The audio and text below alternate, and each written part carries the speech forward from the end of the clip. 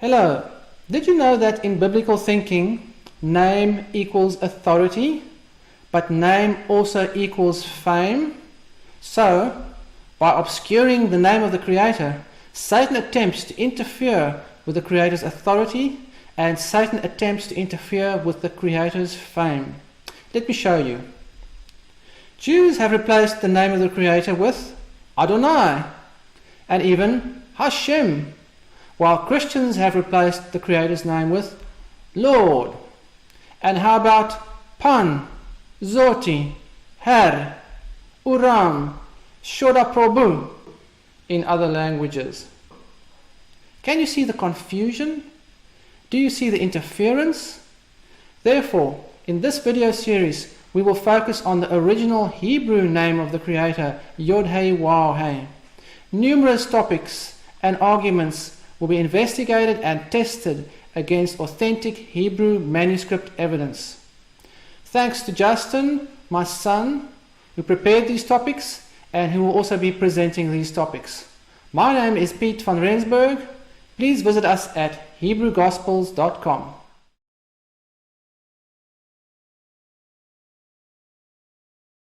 Hello everyone, and welcome back to the series on Nehemiah Gordon and the pronunciation of the Tetragrammaton Yod Hey Waw Hey. So this is session number 13, part B of the true pronunciation of the Creator's name based on the Masoretic Text. So today is the conclusion where we will find out what the true pronunciation of the Creator's name is. And I'm not going to give you a quick fix 5-minute hyped solution to the true pronunciation. We are going to study a lot of evidence today. And unless you are very familiar with the Masoretic Text and the Hebrew language, I suggest that you take a break every 30 minutes or so. So remember, this is what we covered last time in part A. Number 1, we talked about the vowels on the full name YHWH. It is very important for you to understand that the scribes did not put the true vowels on the name YHWH. They replaced that with Adonai and Elohim's vowels. And we actually covered that in the first 11 videos. So there's no question about that. It's no good searching through thousands of Hebrew manuscripts, looking at the full name and looking at the vowels on the full name, because the scribes always put dummy vowels on this full name YHWH. However, as we saw last time in part A, with the shortened or contracted forms of the name YHWH, it's very different. We can prove that the short forms of the name have their true vowels on them. There is no corrupted or dummy vowels on the shortened forms of the Creator's name. And today we're going to use these shortened forms to find the full name's true pronunciation. Then we also covered last time, does Yah explain the first vowel in the full name YHWH?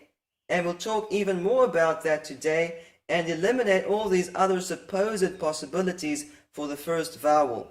And also, number 4, what is the root of the name YHWH? We established last time the root from which the name YHWH is formed is Ha-Yah, Hey Yod Hey. That's a very important fact that we need to keep in mind today as we study the true pronunciation.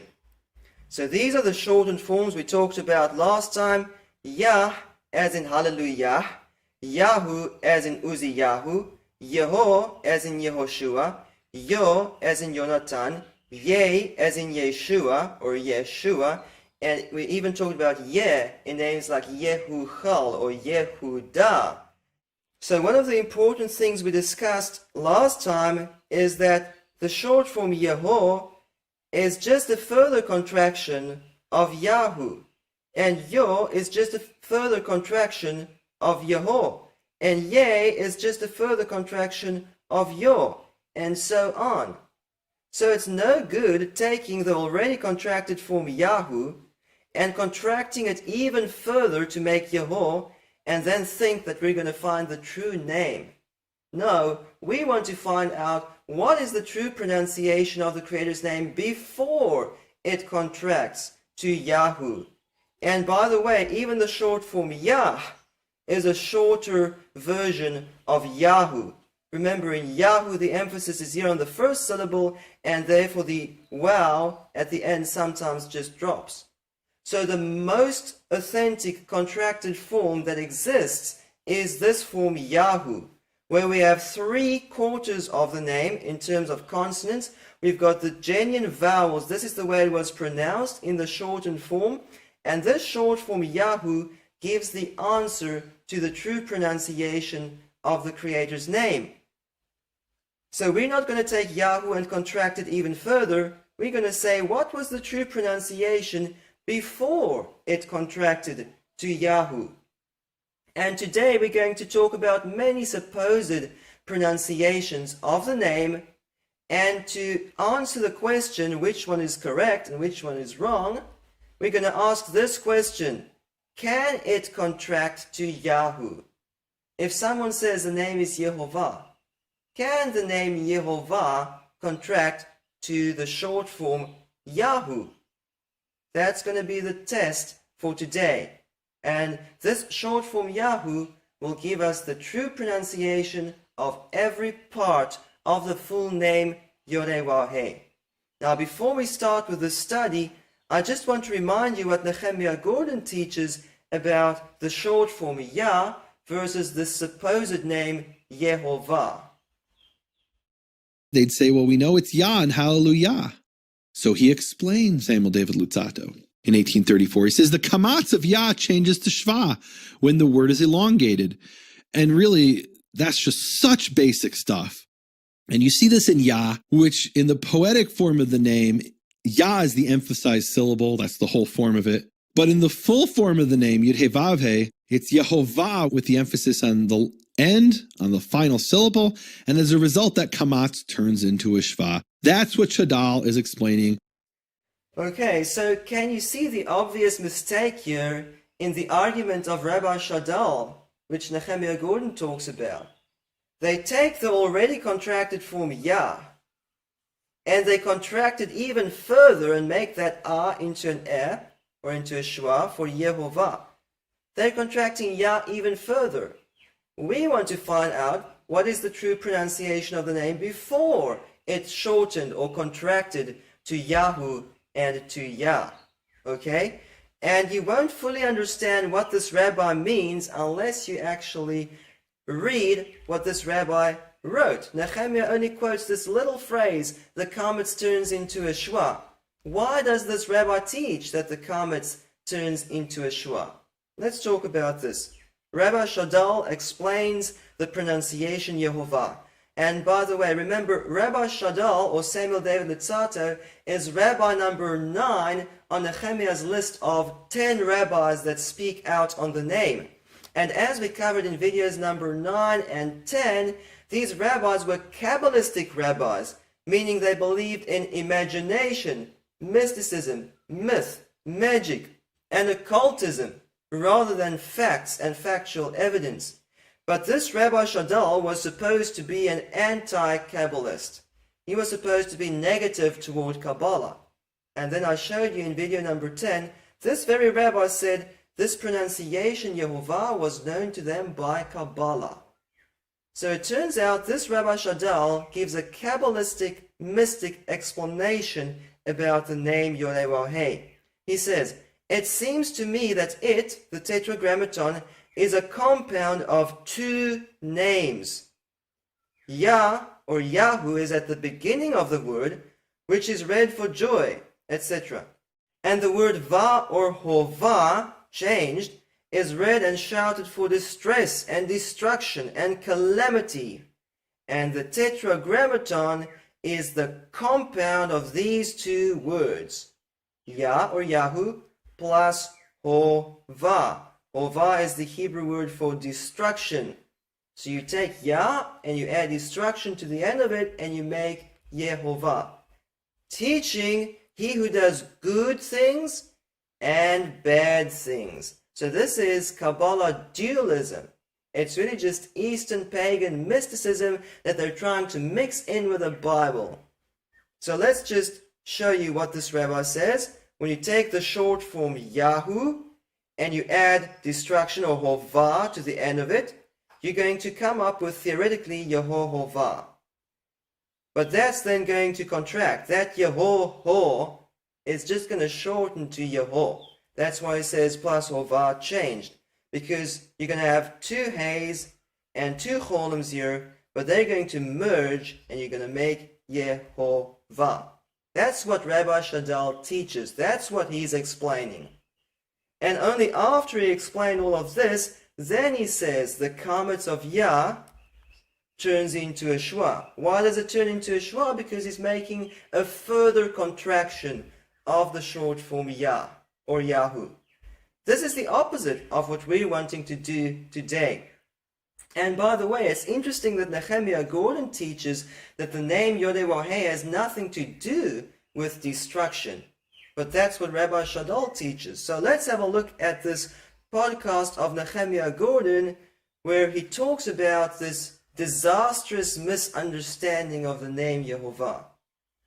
Nothing to do with destruction. So that's one of those things that gets said and passed around. Oh, it's a meme. Yeah. It's a pseudo-Hebrew meme. And there's a lot of those. People who know just enough Hebrew to be dangerous to themselves and others. And a lot of times they have agenda. They have an emotional attachment to a certain pronunciation of the name. And they'll grasp at straws at anything just to try to refute other people's pronunciations, even if it has no basis in anything. It makes no sense. To a Hebrew speaker, it's ridiculous. It is. It really is ludicrous. This is people who assume they understand Hebrew and they don't. It's not how Hebrew works. In fact, that's deeply offensive to tie in the two. It's ridiculous. What if you take apart God's holy name and strip it of that yud, you turn this holy name Yehovah into destruction? Why would you do that? For a more detailed explanation of this Hovah nonsense, I have a written study on nehemiaswall.com entitled A Disastrous Misunderstanding of the Name Yehovah. So Nehemiah Gordon calls this the Hovah nonsense. And so let's have a look at this written article at nehemiaswall.com. It says, Yehovah has nothing to do with the Hebrew word for destruction. There is no connection between the name Yehovah and the word Hovah. If you assume that to be the case, then you're just making an ass of yourself. And yet Nehemiah Gordon quotes Rabbi Shadal, who teaches just that. Rabbi Shadal teaches Yah, that comets in Yah becomes a shwa. Why? Because you add another word to the end of Yah. You add destruction to the end of it. And you make Yehovah, and then the comets turns into a shwa. So Nehemiah basically says this rabbi is making an ass of himself. But then he quotes this rabbi to prove the name is Yehovah. How does that work? How much sense does that make? No, we're going to do the opposite of what this rabbi did. We're going to find out what is the true pronunciation of the Creator's name before it contracted to Yahu. Not when we contract Yahu even further by placing Hovah or destruction at the end of it. So, to find the true pronunciation of the Creator's name, we're going to talk about four main topics today. Number one, is the wow in the name YHWH a vowel or a consonant? So remember, this letter wow is used both as a vowel letter, then it's just pronounced oo or o, but it is also used as a consonant where you pronounce w plus another vowel like wa or we or we and so on. So is the vowel or a consonant in the full name YHWH? That's an important question. Number two, what is the last vowel in the full name YHWH? Number three, what is the middle vowel in the name YHWH? Is there a middle vowel in the name YHWH? Number four, confirm the first vowel on YHWH. Eliminate all the supposed possibilities. And as we go through these 4 points today, we will refute every other supposed pronunciation of the Creator's name that people have come up with and that people are going to come up with in future, because we will see there's only one correct pronunciation for the last vowel, there's only one correct pronunciation for the middle vowel, there's only one correct pronunciation for the first vowel, and there is no space for other supposed pronunciations. And we're going to base all of this on the short form Yahu, which has its true vowels on it. And by the way, how old is the short form Yahu? When we read in the Torah, in the books of Moses, we see Moses use the short form Yah. And remember, that's just an even shorter form than Yahu. So at the very least, at the time of Moses, they were using the short form Yahu and the even shortened forms Yah or Yeho. And as we discussed in part A, if you understand the correct etymology of the name Yehudah, it means they used the shortened forms back at the time of Jacob already. So we're going to find the true pronunciation of the name as they pronounce it before it contracted to the short form Yahu. So let's start with point number 1. The wow in the full name YHWH, is it a vowel or is it a consonant? So this is the letter we're talking about. This is the name YHWH in the block letters. And this is the wow. Is it a vowel or a consonant in the correct pronunciation of the full name YHWH? And by the way, we say the 4 consonants of the Creator's name, just to distinguish the letters from the vowel points. But this does not deny that some of these letters might indeed be vowel letters. Okay? So remember this quote from the Jewish Virtual Library saying the correct pronunciation of YHWH, we no longer know it with any certainty.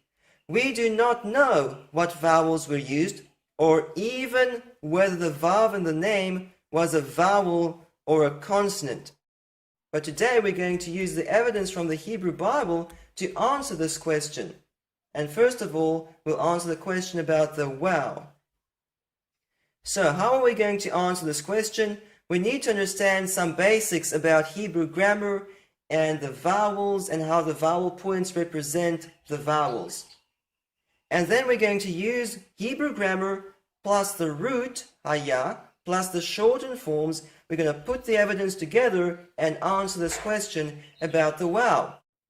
So let's talk about Hebrew vowel points and how these Hebrew vowel points teach us about Hebrew grammar. You might be wondering, why are we using these vowel points if they were only invented in the Middle Ages? It's because these vowel points capture the traditional reading of the Bible. And these vowel points give us the most accurate representation of Hebrew vowel patterns and Hebrew grammar that we have. Not even Latin or Greek transliteration is as meticulous as this vowel pointing system.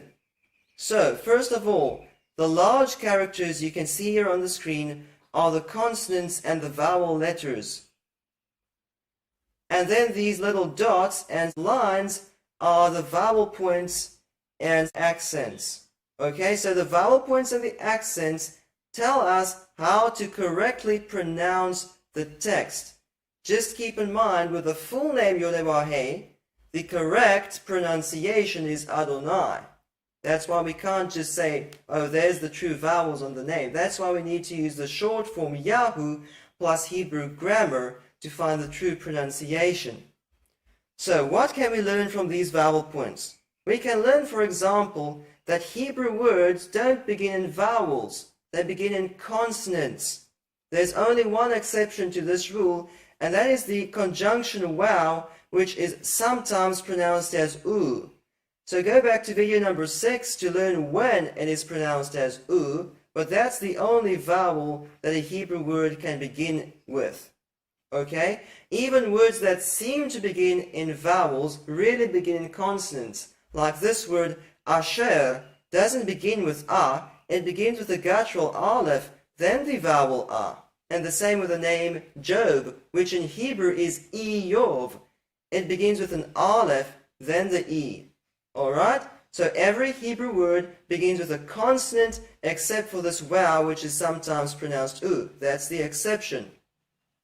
Something else that we see here is that every consonant at the beginning and in the middle of the word, of any Hebrew word, has a vowel sign attached to it. Only some consonants at the end of a word stand without any vowel sign. So in the middle of a word, even when a consonant has no vowel pronounced with it, it still has a vowel sign on it. That's how meticulous this system is. For example, this word, u-vazar-acha, this reish has no vowel on it, and it's got this simple or silent schwa underneath it, indicating there's no vowel on the reish. Now, because this vowel pointing system is so precise, we can learn even more. For example, we learned there's a very definite pattern of consonant, vowel, consonant, vowel, consonant, vowel, and so on. In other words, you cannot have two vowels in a row in the middle of a Hebrew word. And the only exception to this rule is the patach furtive, which we'll talk about in just a minute. But the point is, you have consonant, vowel, and so on. So you can't just have two vowels in a row. You can sometimes have two consonants in a row without a vowel in between, but never two vowels in a row without a consonant in between, except for this patach furtive. Okay, something else you might be wondering about is a word like leot. It sounds as if there are two vowels, but in reality, it's still the same pattern of consonant, vowel, consonant, vowel. You see there's an aleph in between the le and the o, leot. There's a guttural aleph in between. Okay, so no two vowels in a row. Now, one last thing before we get to this argument about the vowel. You always pronounce the consonant first, and then the vowel attached to it, and then the consonant first, and then the vowel associated with it, and so on. And again, the only exception is the patach furtive.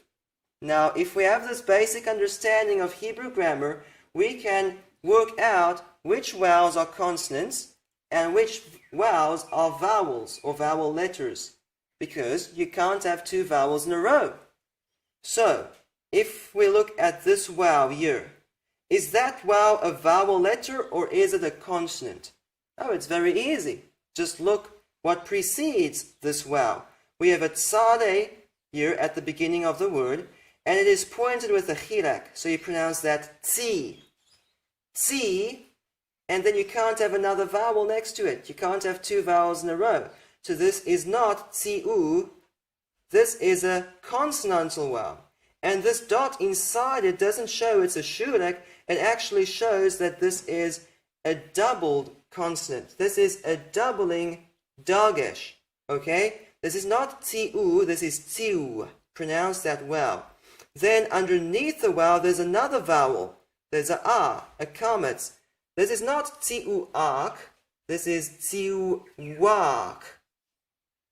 You cannot pronounce e, then u, then a without consonants in between. So it's very simple. We cannot have two vowels in a row. So let's just talk about the patach furtive. The patach furtive is a unique exception to this rule saying you can't have two vowels in a row. And it only occurs at the end of a word next to a final guttural. So for example, this word at the top is pronounced wegavoah. You pronounce this hey at the end as a guttural hey. That's why it's got a dot inside it called a mapik. And so the problem here is this is an infinitive absolute, a special form of the verb. And the vowel pattern for the infinitive absolute is a-o in the kal conjugation. So you have the a here, you have the o there, but you can't properly pronounce a guttural at the end of a word unless it is preceded by an A-class vowel. According to the Masoretic system, you must have an A-class vowel preceding every final guttural letter. So here comes an helping a in between the o and the guttural hey. Gavoa. And you pronounce these two vowels in a row, and you also pronounce this patach before its guttural hey. So this is a very unique exception. And at the bottom we have bishloach. Bishloach. And again there's this patach furtive. It only occurs next to a final guttural letter. A guttural hey, chet, or ayin. Okay? So, when we look at the name YHWH, we know that that final hey is not a guttural hey. We know it is a vowel letter hey. We talked about this in part A, where we saw the root of the name is haya. And we won't go through the evidence again, but the hey in the root haya is a vowel letter hey, not a guttural hey, not a consonantal hey. So in other words, if we know this final hey in the name YHWH is a vowel letter and not a guttural, then we know there can't be a patach furtive in the name YHWH, which means we cannot have two vowels in a row in the name YHWH. And also, remember that the vowel letter hey is only used with three vowels, a as in Samla, o as in Shlomo, and e as in Menashe. And the e has the variant a, and we'll talk more about that later.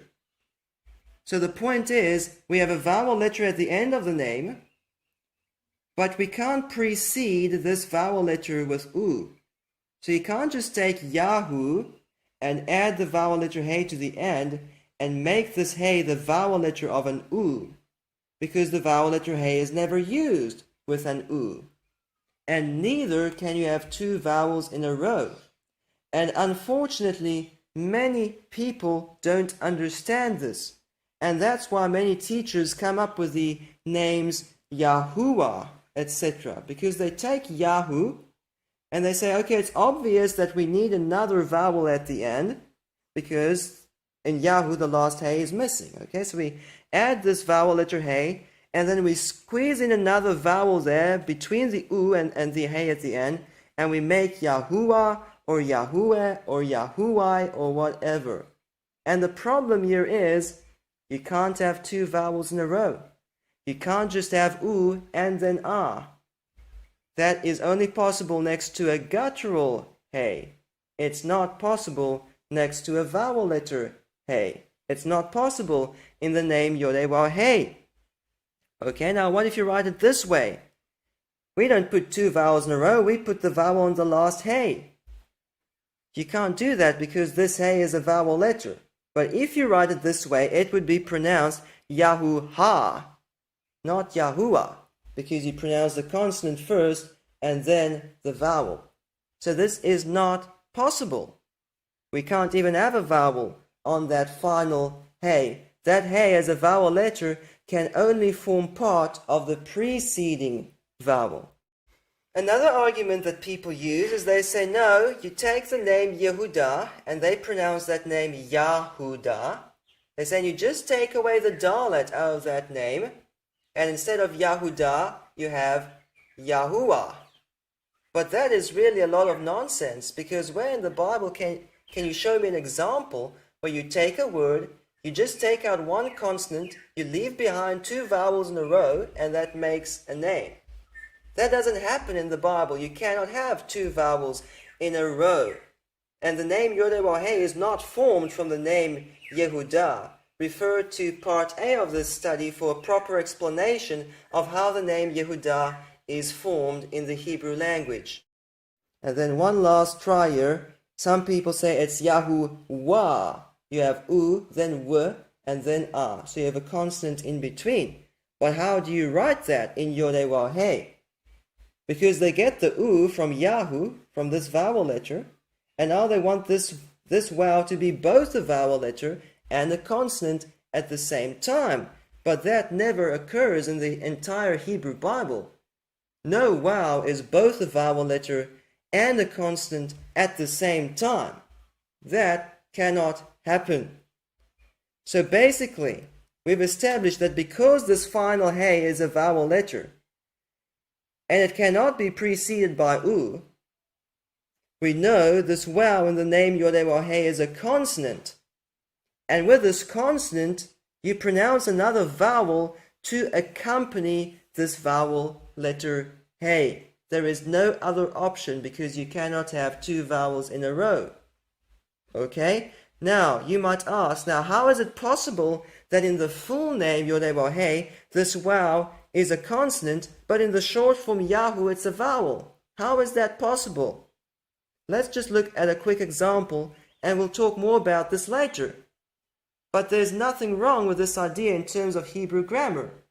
Let me show an example where in the full uncontracted form of a word, the vowel is a consonant, and in the contracted form, it's a vowel. This word at the top is pronounced YHWH. This vowel is a consonantal vowel because it is preceded by a vowel and it is followed by a vowel. So you can't have A, U, E. You can't have three vowels in a row. Okay? So this is a consonantal vowel with segol hey at the end. This vowel accompanies the vowel letter hey at the end. Okay, now what happens when this word contracts and it shortens up? And by the way, when do Hebrew words tend to contract? They often contract when the emphasis moves back to an earlier syllable. The last syllable loses the emphasis and it shortens up. So look what happens here. We have YHWH. Now this wa at the beginning is just then or so. And YHWH is the same word as YHWH, except that the emphasis moved back to the preceding syllable. A compound vowel cannot make a syllable. So that's not the preceding syllable. That's the preceding syllable before the e at the end. It moves back to this syllable. And you have YHWH. And here in the short form, the vowel is a vowel. This is perfect Hebrew grammar. So you can't just say that because in the short form we have an u at the end, YHWH, that u proves the full pronunciation of the uncontracted form is YHWH or YHWH. That doesn't work that way because you cannot have two vowels or three vowels in a row in the Hebrew language. So, some people say, no, but Josephus proves these are all vowels.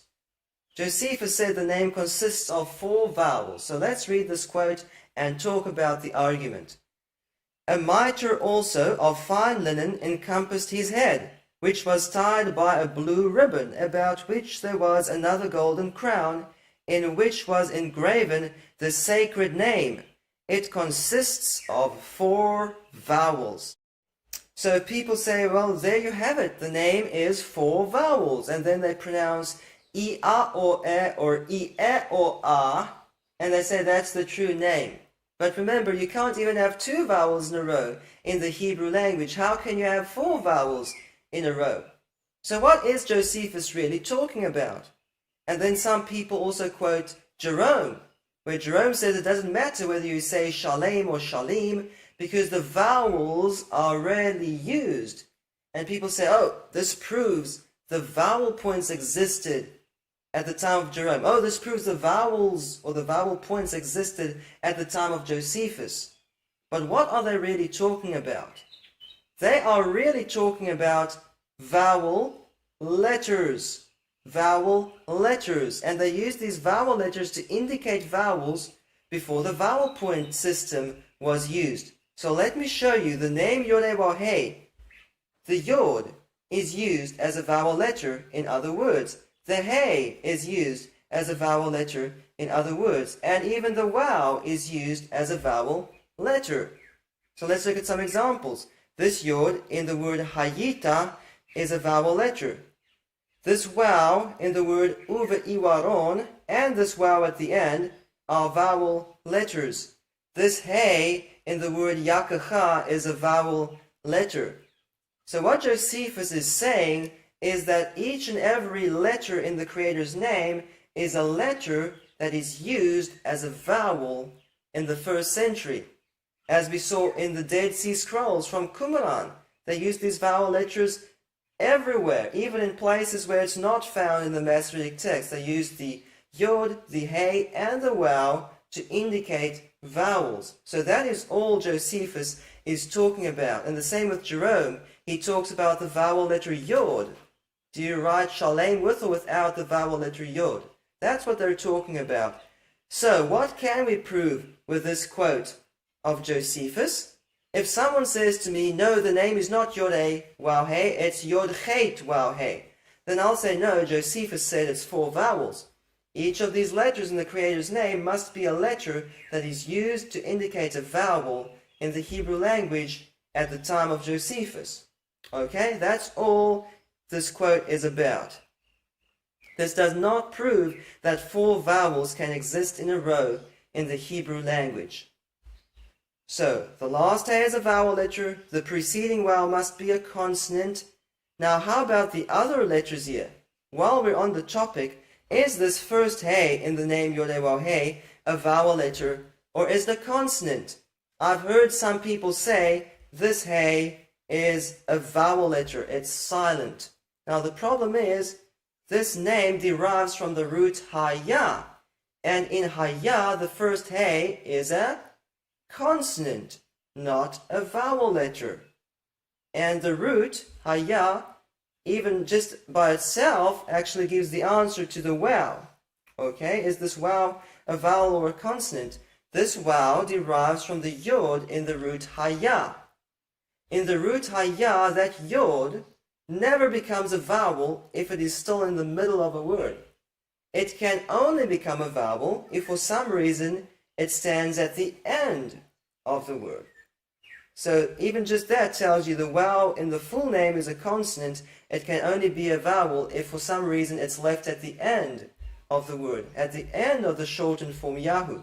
Now, is there any other evidence to prove this first Hey is a consonantal or guttural Hey rather than a vowel letter? Yes, let's have a look at this. The short forms Yah and Yahu give the answer. Remember, in the short form Yah, when it's used as a name, or in the rare name Yedid Yah, there's a little dot inside the Hey, the mapik, and it shows this Hey is a guttural or consonantal Hey, not a vowel letter Hey. So if in the full name that Hey, that first Hey, is silent, then why does it become a guttural Hey in the short form? There is no example in the Hebrew Bible of a shortened or contracted word similar to Yah that ends in a guttural Hey, in which the full form had a vowel letter Hey, in which the vowel letter Hey becomes a guttural in the shortened form. That's the wrong way round. Sometimes a guttural Hey can become silent, just like Yah in common names becomes Yah. That's the opposite.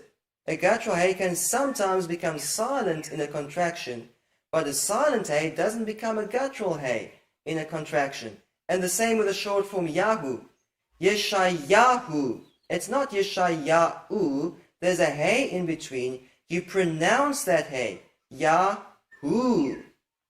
So the fact that this Hey is a guttural Hey in the short form Yah, as in Hallelujah, and in the short form Yahu, proves in the full name YHWH it is also a guttural Hey. And we already knew that from the root, but this is even more evidence. So that is a guttural Hey. So let's just talk about the yod at the beginning of the name. It is a consonant, because no word in the Hebrew Bible begins with a yod, which is a vowel. It never happens, it cannot happen. So we know the first yod is a consonant. The first Hey here, the second consonant here, is a guttural Hey. The third letter is a consonantal vowel, and the fourth letter is a silent vowel letter Hey. No 2 vowels can exist in a row in the name YHWH. So, this brings us to the end of our discussion on the wow as the vowel or a consonant. So this is a good time to take a break. Let's come back after a short break to continue with point number 2. What is the last vowel in the name YHWH? So let's continue with point number 2. What is the last vowel on the name YHWH? So before the break, we refuted every supposed pronunciation of the name that has 2 vowels in a row, because that cannot exist in the name YHWH. Now let's continue here. What is the last vowel in the Creator's name? So we know which of these letters are consonants. We know the last Hey is a vowel letter Hey. Now, to accompany this vowel letter Hey, we need a vowel on this vowel. What is the correct vowel to pronounce with this vowel to go together with the vowel letter Hey at the end of the name YHWH? And before we answer this question about the correct last vowel in the name YHWH, I just want to remind you about the teachings of Nehemiah Gordon and many other people who say we will never know.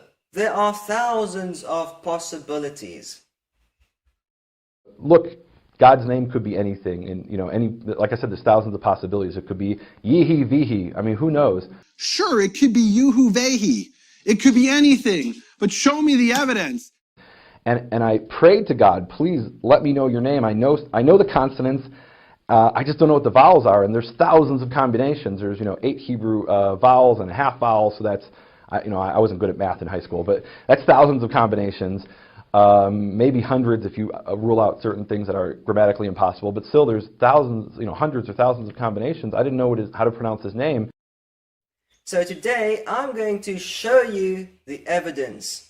Nehemiah Gordon says that if you rule out some things that are grammatically impossible, there are still hundreds or thousands of possibilities. But today I'm going to show you if we rule out the grammatical impossibilities, there's only one correct pronunciation for the Creator's name. And right now, we're going to talk about what is the correct vowel to place on this vowel. We need to pronounce the vowel plus a vowel, and that vowel needs to accompany the vowel letter He at the end of the name YHWH. What is the correct vowel to place there on the vowel? And remember, although there are 12 Hebrew vowel signs that are generally used in the Masoretic Text, only some of these are used together with the vowel letter He, not any vowel. So, the vowel letter He is only used with 3 vowels in Hebrew names. A as in Samla, O as in Shlomo, and E as in Menashe. It's never used with U or E. Okay? And it's never used with one of those schwas. Never used with one of the half vowels.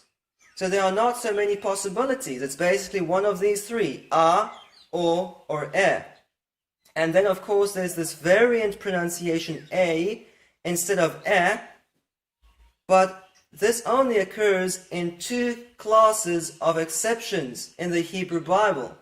Number 1, foreign names like Egyptian or Assyrian names. And in Assyrian or in Aramaic, we often see A, where Hebrew uses E. Okay? And then number 2, nouns in the construct state. For example, Shaweh means the plain of. And in some rare occasions, nouns in the construct state become used as proper nouns. So Shaweh was used as the name of a place, but literally it means the plain of. Still, it is a noun in the construct state. So when we look at the name YHWH, it is neither an Egyptian or Assyrian name, it's a Hebrew name.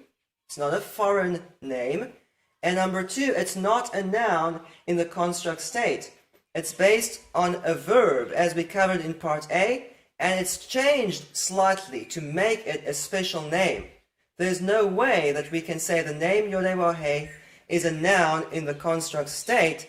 In other words, the name YHWH cannot end in A. So, what is the correct pronunciation of that last vowel? Is it A, is it E, or is it O? And how do we answer this question? Let's first of all look at a logical argument. We know the root of the Creator's name is this root here, Haya. And when we look at this verbal root and similar roots like Chaya or Shata or Kala that end in this vowel letter He, we see an interesting pattern. When these verbs end with this vowel letter He, as we see in the name YHWH, and it's in the perfect form of the verb, they end in A. Haya, Chaya, Shata, Kala are perfect verbs. They're in the perfect form. In the imperfect form of the verb, they end in E. Yihayeh, Yichayeh, Yishteh, Yichleh, and so on. Now, when we look at the name YHWH, is it based on the perfect or the imperfect form of the verb? It's pretty easy.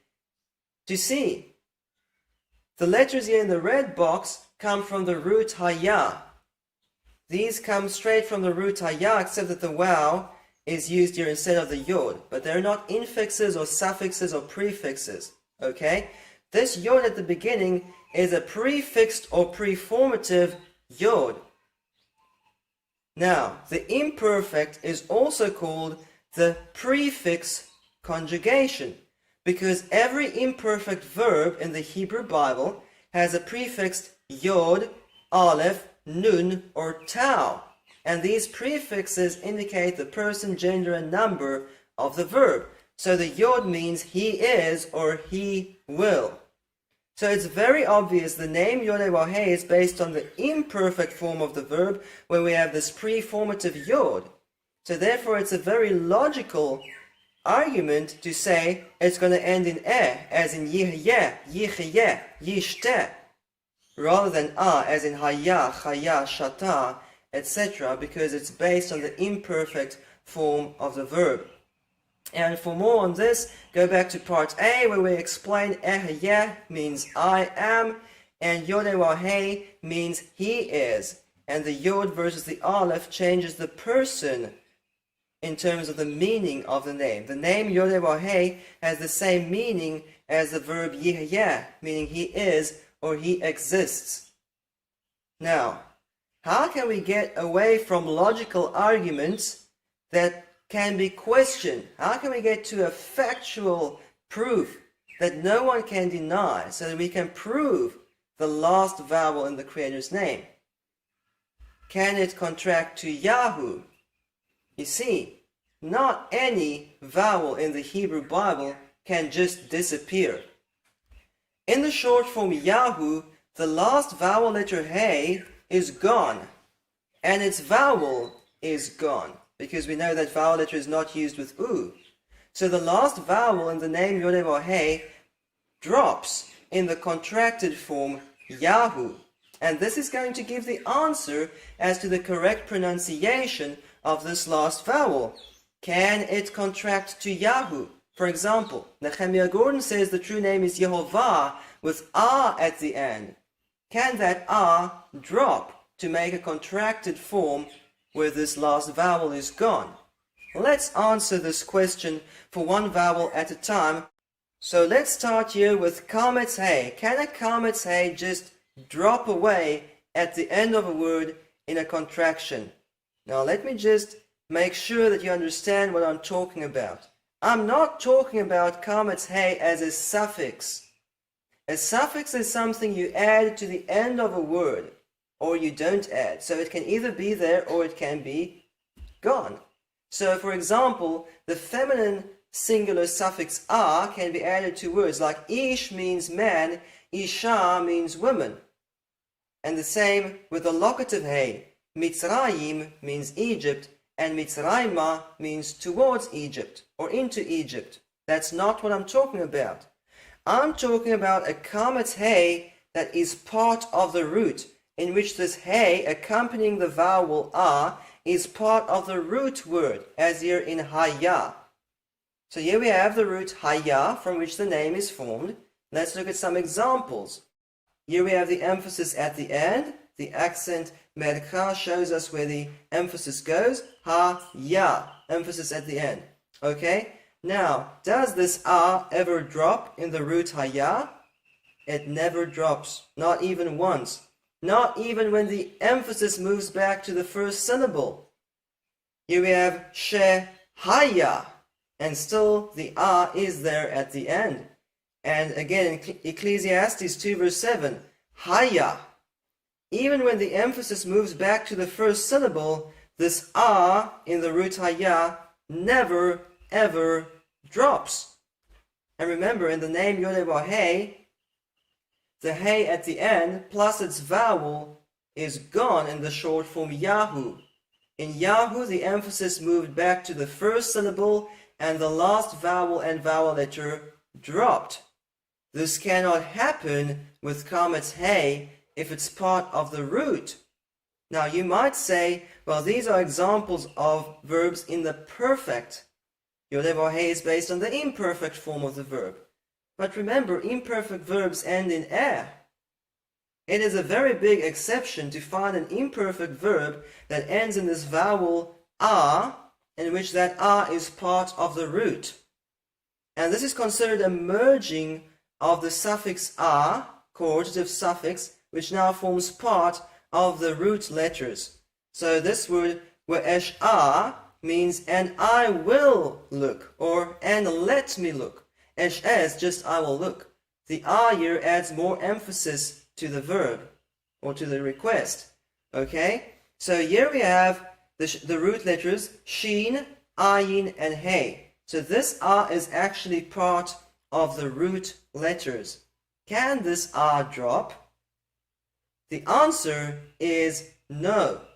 Let me even show you an example where the emphasis moves back to the second to last syllable, wenish ta'a, and still this "a" at the end of the word doesn't drop, even when the emphasis moves back. There's no example in the Hebrew Bible of an imperfect verb or an imperfect based word similar to YHWH that ends in "a", in which that "a", which is part of the root, can drop. It never happens, not even once. Okay? So, if the name ends in "a", can it contract to Yahoo? The answer is no. If the name is Yehovah, or Yahweh, or Yahuwah, or Yahweh, any pronunciation that ends in "a" cannot contract to Yahoo, because that "a" cannot drop, even when the emphasis moves back to the first syllable. So "a" is not a possibility. Any pronunciation ending in "a" is incorrect. Let's move on to "o". Some people say the true name is Yahweh. Let's read this quote. "In conclusion, then, I submit that the definitely sacred name was Yahweh. The original and religious sound of the Tetragrammaton was Yahweh, the cry of full-lunged, strong-voiced men." That's quite a funny argument, isn't it? But anyway, that's what some people say. So it's a good idea to write down these strange pronunciations using the Hebrew letters and vowel points, so you can express this pronunciation in terms of grammar.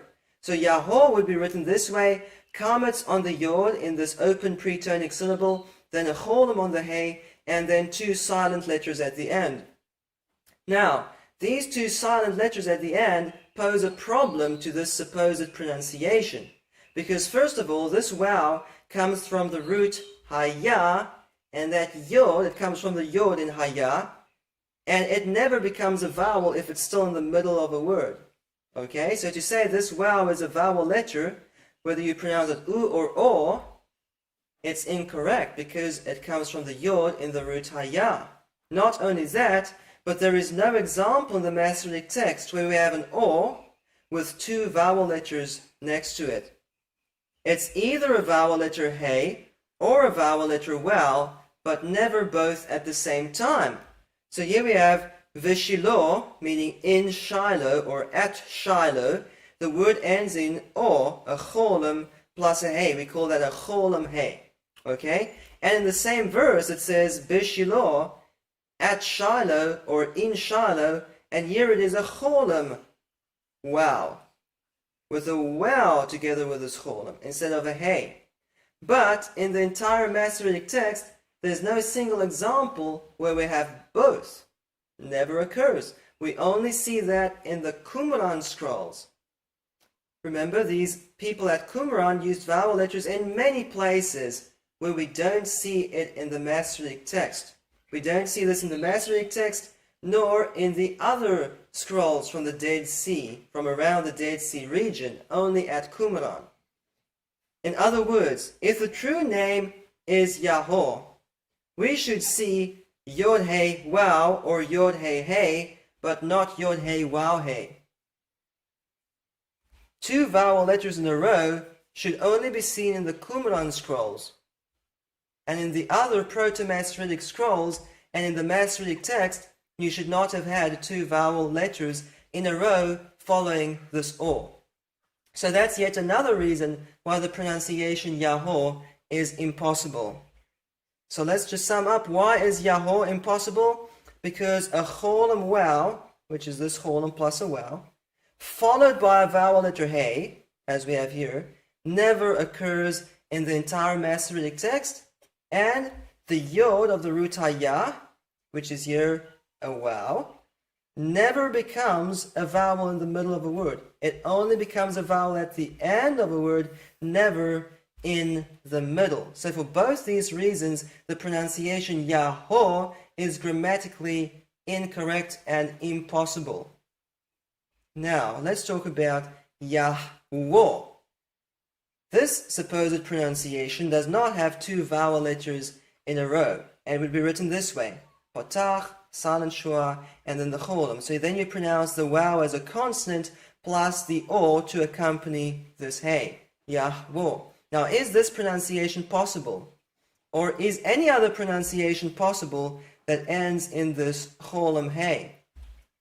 So, where all three root letters appear in a Hebrew word, in the entire Masoretic text, cholam hey is only used as a suffix or in the infinitive absolute. Now in YHWH we know this is not a suffix, this hey is part of the root. Okay, so could the name YHWH be an infinitive absolute verb? The answer is no, because the infinitive absolute never has a preformative yod. The preformative yod shows this is based on the imperfect form of the verb, not the infinitive absolute. So for this reason, any pronunciation that's going to end in cholam hey is wrong. It's grammatically impossible. And how about our test? Can it contract to Yahu? Can a cholam hey at the end of a word drop? Let's have a look. Here you can see the infinitive absolute ha-yo. There we have the ah and the o, and this word ends in cholam hey. Can this cholam hey ever drop? No, it never drops. You can have cholam wow instead, pronounced the exact same way, and in the infinitive construct, when this word changes its pronunciation, it becomes he-yot instead of ha-yo, and still the cholam is there, the o never drops. So, any pronunciation ending in o is wrong, because you cannot contract to Yahu. You cannot drop a cholam hey at the end of a word if it's part of the root and make a contraction where that o dropped away. It never occurs in the Hebrew Bible. So every pronunciation ending in ah is wrong. Every pronunciation ending in o is wrong, because they cannot contract to Yahu. And keep in mind, the short form Yahu predates the First Temple period. Alright? The short form Yahu was used before Solomon built the first temple. And before it could contract to Yahu, it could not have been Yahweh or Yehovah or any other pronunciation ending in o or ah. So what's left? There's only one vowel left here to place on the wow, and that's the vowel segol, pronounced eh. Now let's repeat the test. Can a segol hey drop? In other words, if the name ends in eh, can that eh drop and disappear and make the shorter contracted form Yahu? And the answer might surprise you. Yish eh means he looks. And what happens when the emphasis moves back to the first syllable? It becomes yisha. This is why yisha. Then he looked. Can you see the segol is missing here on the ayin? And also there's no vowel letter hey at the end. What you see there is actually part of a yod. So the entire segol hey at the end of this word drops away when you simply move the emphasis back to the first syllable. And here's a helping vowel inserted here because this final guttural must be preceded by an A-class vowel. So as you can see, there's often more than one change that takes place when a word contracts, not just one, sometimes more than one. The point is, segol hey can drop. And in fact, it often drops. There are many examples. Let's just go through a few of these. Yashke becomes wayashk. In many of these examples, the wa at the beginning is just and or so. Okay, so yashk is the same as yashke, except the emphasis is now on the first a and the last drops. See the silent schwa here, these two dots? It shows there's no vowel on this kof. Okay, yashke becomes yashk. Yikre becomes yiker. The last is gone. It just drops away when the emphasis moves to the first syllable. Ya'ase becomes ya'as or ya'as, and that last disappears. And don't be confused, this little line plus the dot next to it is an accent called tavir. It's not actually a vowel point. This is ya'as. And the at the end is gone. It dropped. It contracted. Yishte becomes yesht. Yechere becomes yichar or yichar. Now, this gets really interesting when we look at verbal roots in which the second root letter is what we call a semivocal. A semivocal is a consonant that if you pronounce it on its own, it's as if it makes a vowel. It's got a little bit of a vowel built into it. So yod is one of those consonants. So let's have a look at this example. This word is yichayeh. Yichayeh. And by the way, this accent, dechi, is a pre-positive accent, meaning it doesn't show you where the emphasis goes. It is at the beginning of the word, not on the accented syllable. So the accent is still here. The accented syllable is still the at the end. Yichayeh. Now what happens when the emphasis moves back to the first syllable? It becomes wayechi or wayechi. Now how do you get from yichayeh to yechi? How does that work? There's an in-between step that we can't see here because it's unpronounceable.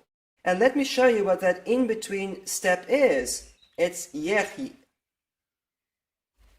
Segol on the yod, no vowel on the chet, see there's no vowel there, and the last drops, just as we saw earlier in yesht or in yashk.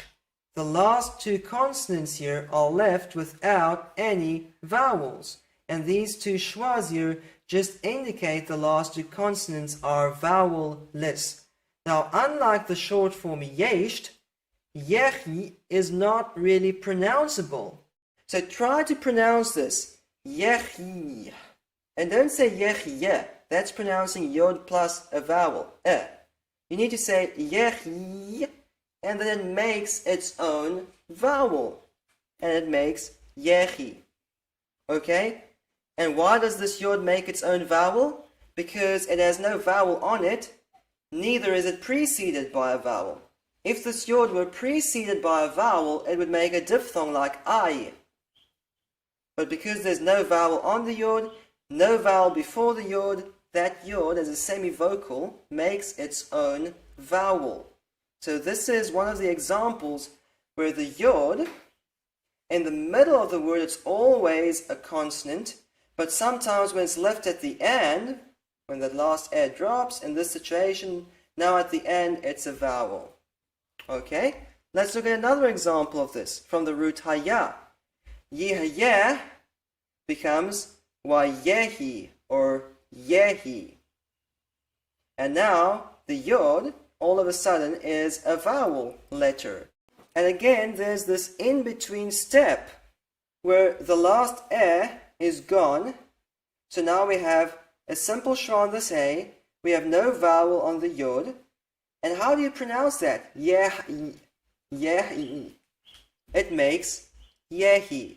And so yihayeh becomes yehi.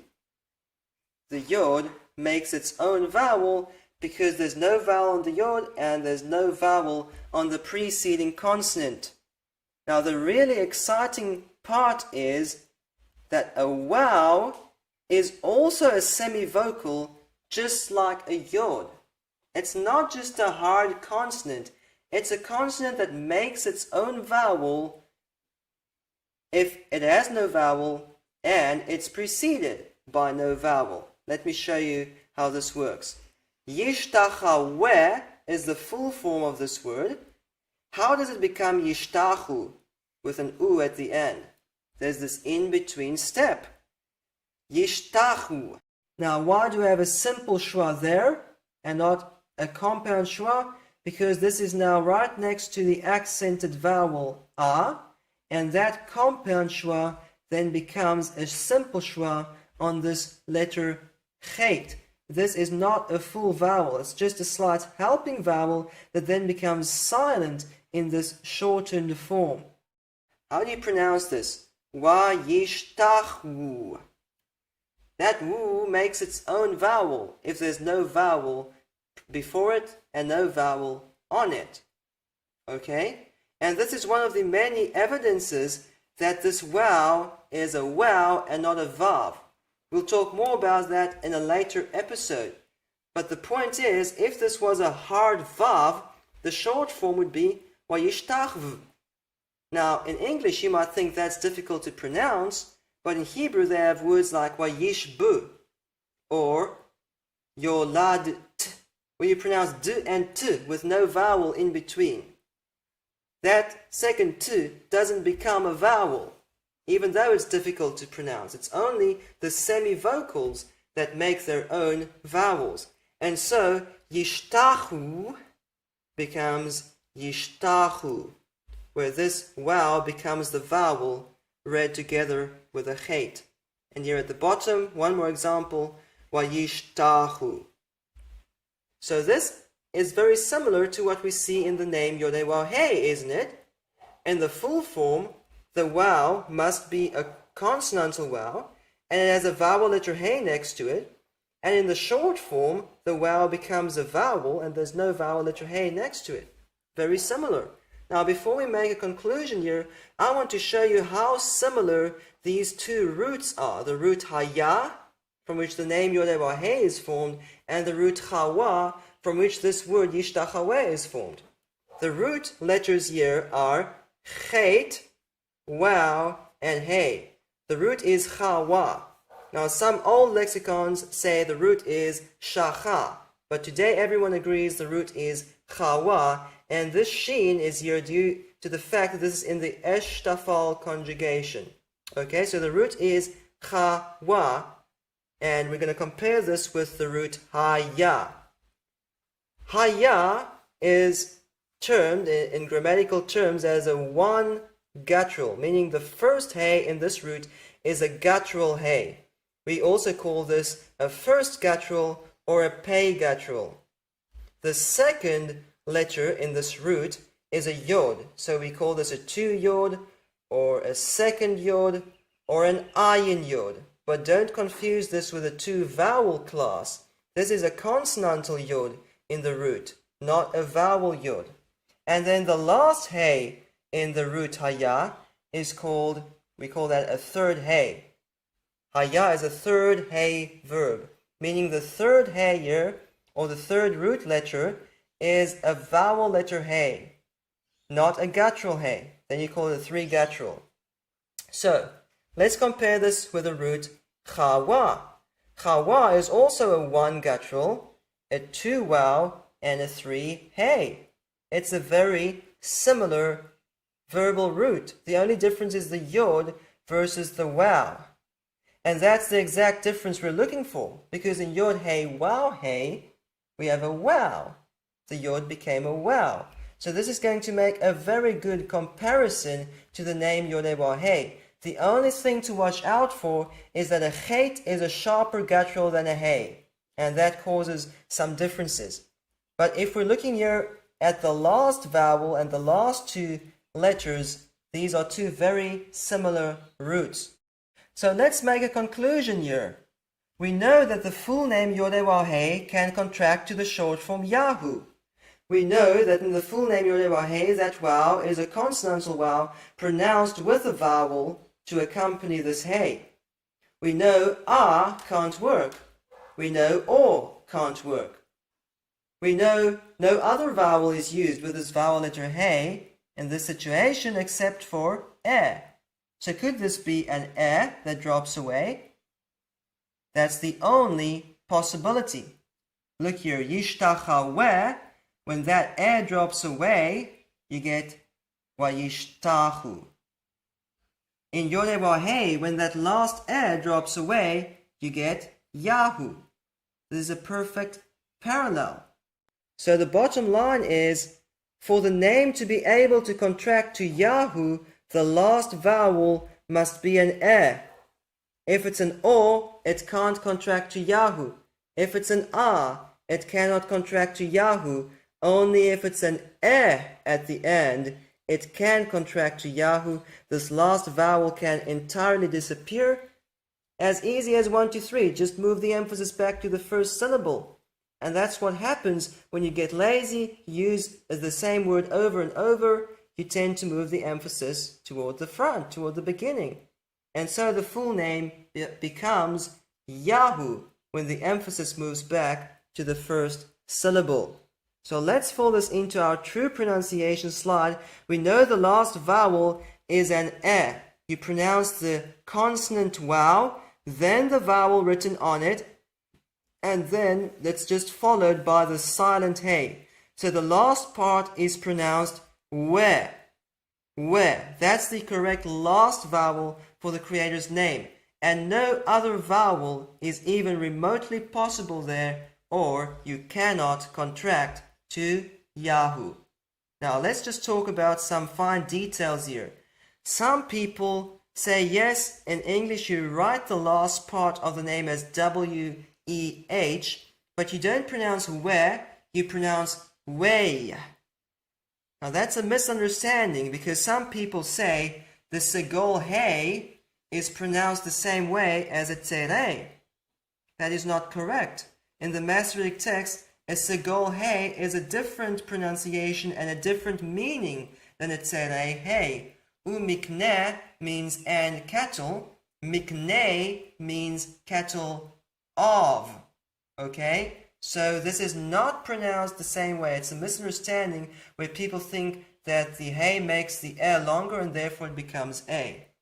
But based on the Masoretic system, these are two separate vowels. And remember, this a together with the hey is only used in nouns in the construct state or foreign names.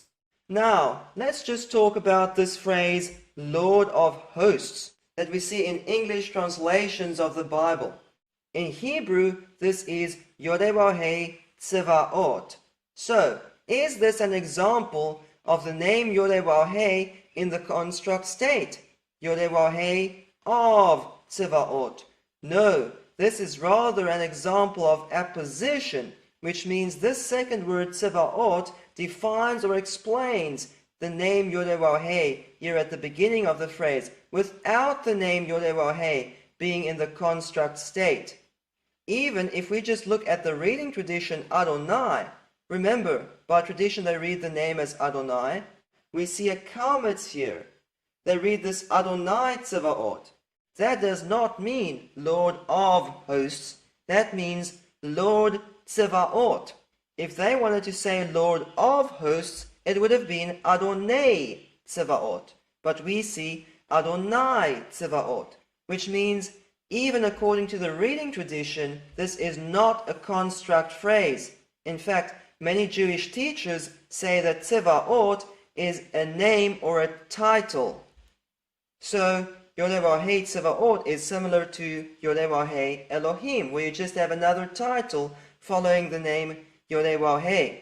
Another possible explanation is that this phrase, Yodewahei Tsevaot, is just the shorter version of the full phrase, Yodewahei Elohei Tsevaot, which means Yodewahei, who is the Elohim of Tsevaot. You see, Elohei means Elohim of. Elohim is not a proper noun, and therefore it can go in the construct state, the Elohim of Tsevaot, of armies or hosts. So, in either way, whether Tzevaot is seen as a name, or whether Yodewahei Tzevaot means Yodewahei, the Elohim of hosts, the Elohim of armies. In neither way is there any indication that the name Yodewahei is in the construct state. So the name Yodewahei is not going to end in A, it's going to end in E.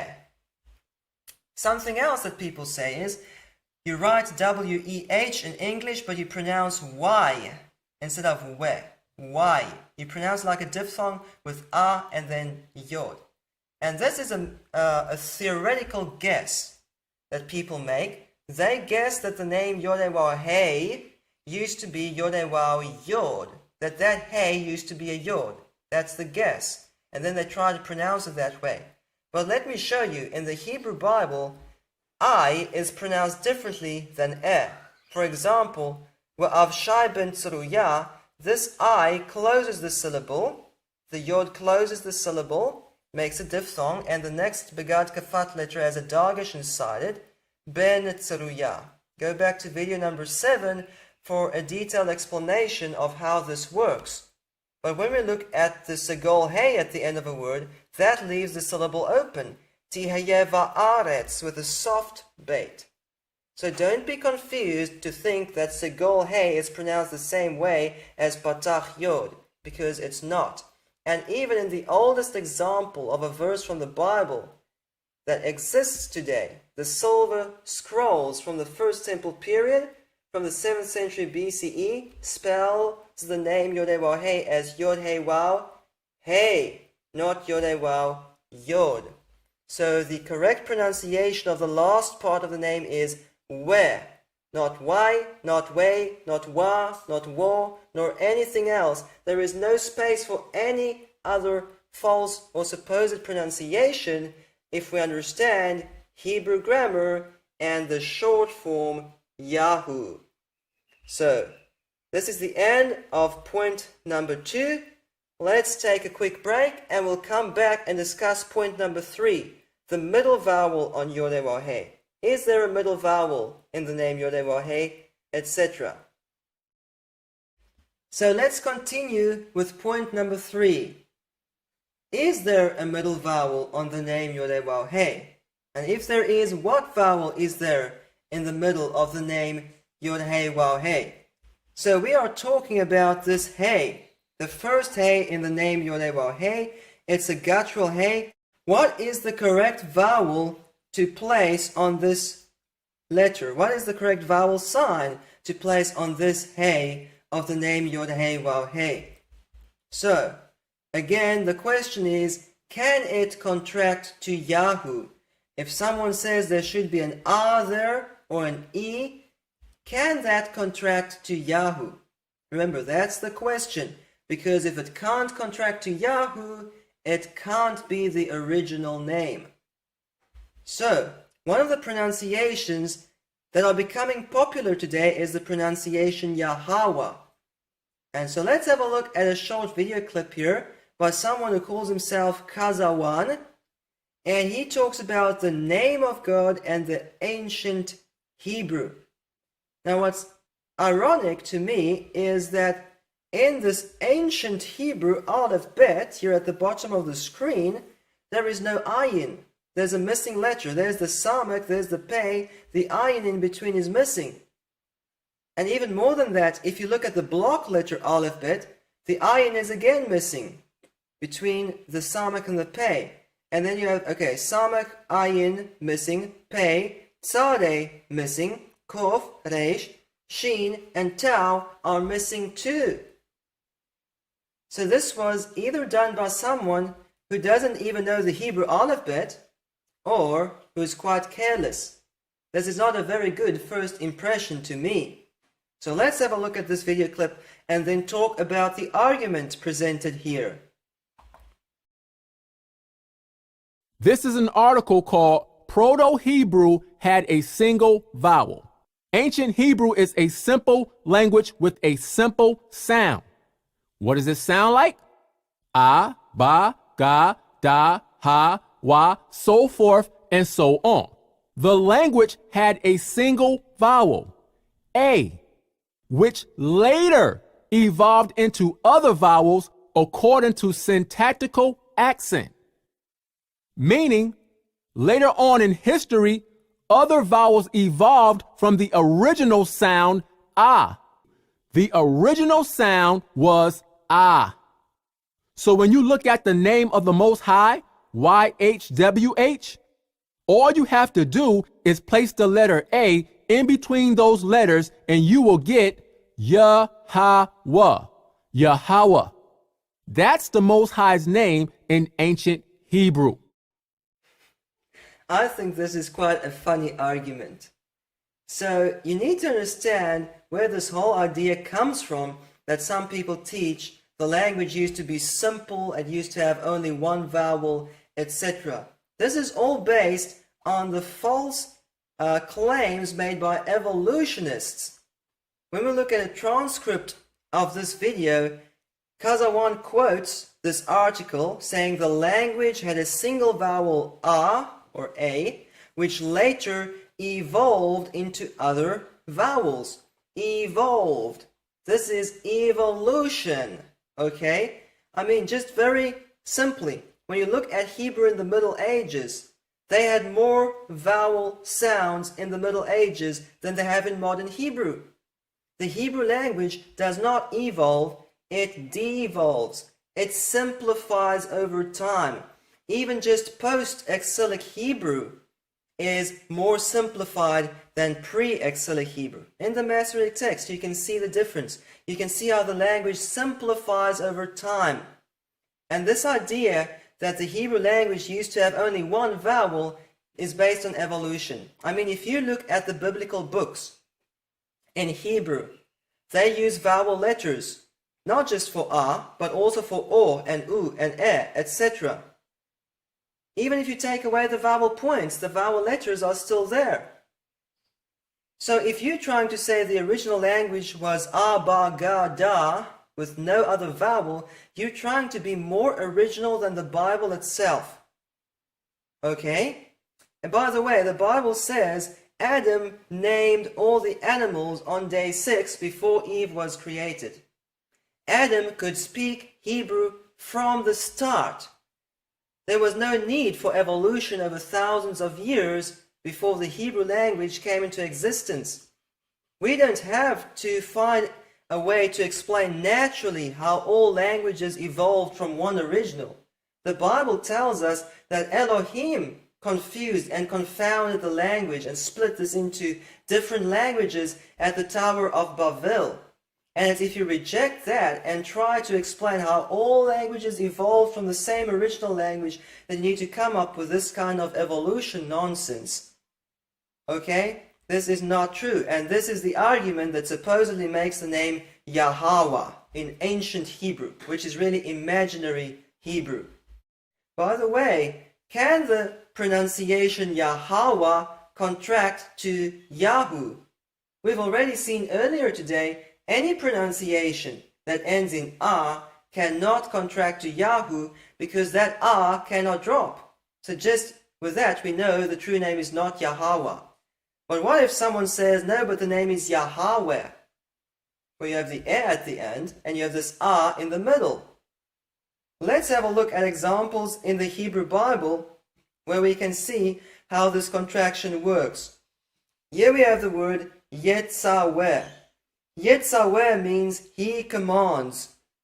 And here we have the ah, then the wow, and then the at the end. So we know in the Creator's name we also have a wow, and then at the end. And by the way, this dot inside the wow is not showing it's a shudek. Remember, you can't have ah, u, e. You can't have 3 vowels in a row, or even 2. This is a doubling dagesh, Yetzaweh. Okay, now what happens when this drops? Yetzaweh loses the at the end. What's left? We have Yetzaw, not Yatsu or Yetzau. You see, you don't get an u at the end because you have an ah preceding this vowel, and therefore the vowel has no need to make its own vowel. It just forms a diphthong with a preceding ah. And here, Vayetzau, then he commanded. we see the same pattern. Ow doesn't make an oo. So let me explain to you. Remember, how do we get to the short form Yahoo? Just as we saw earlier, a word like yashke becomes yashk. And then on the last two consonants, we have no vowel. And this is sometimes indicated using these silent schwas. And then in a word like yeh, which becomes yehi, this last yod makes a vowel. Now it's the same with yodewahei. Yodewahei really contracts to yahu, and because this wow has no vowel, and it's preceded by no vowel, therefore it makes its own vowel and you get Yahoo. But if the true name is Yahweh or Yahweh or something with an R there on the hey, what happens in the short form? You make a diphthong. Ah plus wow. Ow. Yahoo. You can't make Yahoo if you have an ah on this first hey in the name Yodewahei. So, the pronunciation Yahweh cannot contract to Yahoo. Doesn't matter whether you put a patach or a kametz there, it's going to make a diphthong with a wow, and you can't even drop the ah at the end. The point is, you can't get from Yahweh to Yahoo. Let's just have a look at one more example from the Hebrew Bible. Yekaweh. You have this ah, and then the wow, and then another vowel and vowel letter at the end. Yekaweh contracts to yekau. Yekau. Not yekau or yaku. You can't make this wow into an u if it's preceded by another vowel. So, Yahweh cannot become Yahoo, cannot contract to Yahoo. And by the way, what if you put other vowels in there? What if you put a segol in there? Then it's going to make a diphthong too. Eu or eu. And if you put a tzere there, it's going to make eu or au. It doesn't matter if you put a patach, a kametz, a segol, a tzere, a chirek there, it's going to make a diphthong with a wow. The only two vowels that could possibly merge with this wow to make Yahoo are o and u. So basically we're left with three possibilities. Number one, the hey has no vowel on it, just a silent schwa or a schwa there, so that in the short form Yahoo, this wow is not preceded by any vowel and makes its own vowel. Or we've got an o or an u here on this hey that merges with the wow to make the u sound in Yahoo. So which one of the three is it? Let's talk about a cholam on that hey. Could we have a cholam and o on that hey in Yodewahei's name?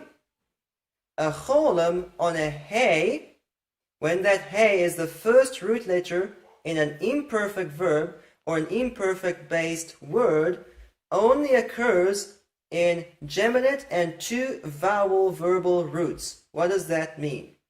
It means, for example, when we see this word watehom, this hey is the first root letter. What is the root? Hamam. In the root hamam, the second and third root letters are the same. And because they're the same, one of the two often drops, and that causes unusual vowel patterns. So here in watehom, the last name is gone, and now you have the o here on the first root letter, which is very unusual. This only occurs in verbs that are geminate, meaning the second and third consonants are the same, or verbs that are two vowel, meaning the second root letter is a vowel, not a consonant. Here's an example of that. Tehotetu is from the root hoot. This wow is a vowel to begin with. And so you're in the imperfect form, in the middle of a word, it can be a vowel, because it's a vowel to begin with. In the root haya, that yod is not a vowel to begin with. So you can't get this unusual vowel pattern. So it is grammatically impossible to place a cholam on the hey of Yodewahei, because that hey is the first root letter in a name that's based on the imperfect verb. It is impossible. That would only have been possible if the root in the name Yodewahei had a vowel in the middle, from a root like hoot, or if the second and third root letters were the same. And here I should say, even the people who say the root is Hawa will have to agree with me that the second and third root letters are not the same, and neither is the yod or the waw in the middle of the root word a vowel. It's a consonant. So the cholam is out. Can you put a shurek in there? No, because a shurek needs a vowel letter. So let's talk about the kibbutz. It's these three dots underneath the line, and it's also pronounced u. And remember, this o and u are the only two vowels that could possibly merge with a waw to make a vowel. Okay? So, when do we see an kibbutz? On a hey as the first root letter in an imperfect verb, in the pu'al conjugation, or if that verb is from a geminate verbal root, just as we saw with the or. For example, in this word, wayehu meim, that meim at the end is a suffix, and the root is hamam. So you began with three meims, one of these three dropped away, that's why you have the doubling dagish there, and so this creates an unusual vowel pattern because you've only got two root letters left. Okay, and here in the word Yehulal, here we have all three root letters, but this is the pu'al conjugation. The pu'al conjugation is a causative passive conjugation, also called a factative passive or an intensive passive conjugation. So what would that mean if we put the pu'al vowels on the name? Yehuweh. That would mean he was created, he was caused to be or caused to exist. That's the wrong meaning. The creator was not created. He is. He exists. So even the kibbutz is impossible because the name is not in the pu'al conjugation. Doesn't mean he was created. And also the name YHWH is not from a root in which the second and third root letters are the same. So now we've eliminated nearly all the vowels. The only option that's left here is a schwa. A schwa is a half vowel or a no vowel. A schwa could be silent or vocal, and then there are compound schwas. So the only way we can get this waw in Yahoo to become a vowel is if in the short form it has no vowel and it is preceded by no vowel.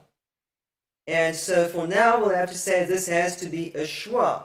But keep in mind there are 4 different schwas that are used. And we'll also find out later which one of those schwas is the correct vowel. The point is we can't have an o there, we can't have an u there, we can't have any other vowel there on this hey because that would just make a diphthong and would never have made Yahoo with a vowel at the end. So the short form Yahoo demands that we have a schwa on this first hey in the name YHWH. And before we can determine what kind of schwa it is, we need to know what is the correct first vowel. Because depending on what this first vowel is, we can eliminate some of the supposed possibilities here for the second vowel, for the correct kind of schwa there on the hey. So, if the creator's name ends in we and the preceding hey has a schwa on it, then we can contract to Yahoo. But we can't have any other vowel on there on that hey than a schwa. We can't have any other vowel on this wow, or we cannot contract to Yahoo. Yahoo gives the answer to every part of the true pronunciation. So, let's move on to point number 4. Confirm the first vowel on the name YHWH. We talked about this already in part A, and I've shown you many examples in the Hebrew Bible where a patach and a kametz interchange, and that this kametz in Yah shows the first vowel in the Creator's name. But today we're going to talk about this in great detail, because remember, Nehemiah Gordon teaches this kametz becomes a schwa, and then there are some other supposed possibilities too for the first vowel. So let's talk about this. We know the short form is Yahoo, okay? So what is the correct first vowel in the Creator's name YHWH so that in the contracted form it becomes a kametz? Could it be a schwa like Nehemiah Gordon teaches? And what about all the other supposed possibilities? Let's talk about these one by one. We'll start with Nehemiah's argument that the first vowel needs to be a schwa. And we've already seen this video clip earlier today. Here's another video clip of Michael Rood and Nehemiah Gordon where they talk about hallelujah versus Yehovah.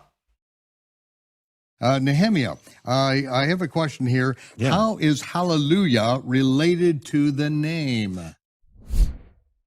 That's a really good question, Michael. I get that a lot. People say, well, if it's Yehovah with an E in the beginning, why isn't it hallelujah? This question was answered by a rabbi in 1834 named Samuel David Luzzatto. And what he explains is actually something every Jew learns in kindergarten. He says the kamatz of Yah, that's the name of the vowel there, kamatz, changes to shva when the word is elongated. So an example of that would be the Hebrew word gadol, which means big. When you add a suffix to that, it's gedolim, not gadolim, right? It's just like Yah becomes yeh. Same exact thing happening. Same vowel, actually, same vowel shift. And then he says the proof is Yehonatan and his friends. The kamatz of Yah, with Yah is always the emphasized syllable, it's hallelujah.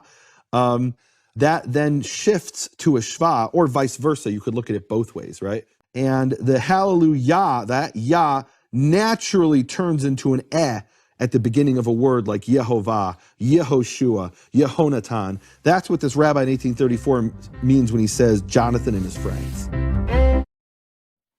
So can you see the obvious mistake here in Nehemiah's argument is that he compares the name YHWH to names like Yehonatan and Yehoshua, which are compound names.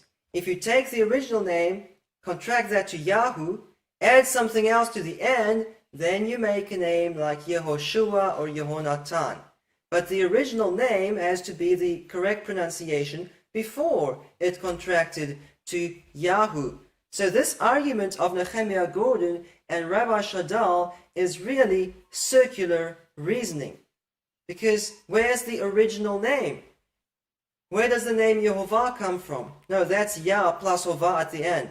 Where does Yah come from? That's Yehovah when you drop the end and you just have the first part left. Okay, that's circular reasoning. The same if you take Yahu. Yahu is just the short form of the full name. What's the full name? Oh, that's just Yahu plus Hovah, or destruction at the end, as this rabbi teaches. That's circular reasoning. That's wrong. Somewhere we need to find where's the original pronunciation. And we need to be able to trace that back to a root.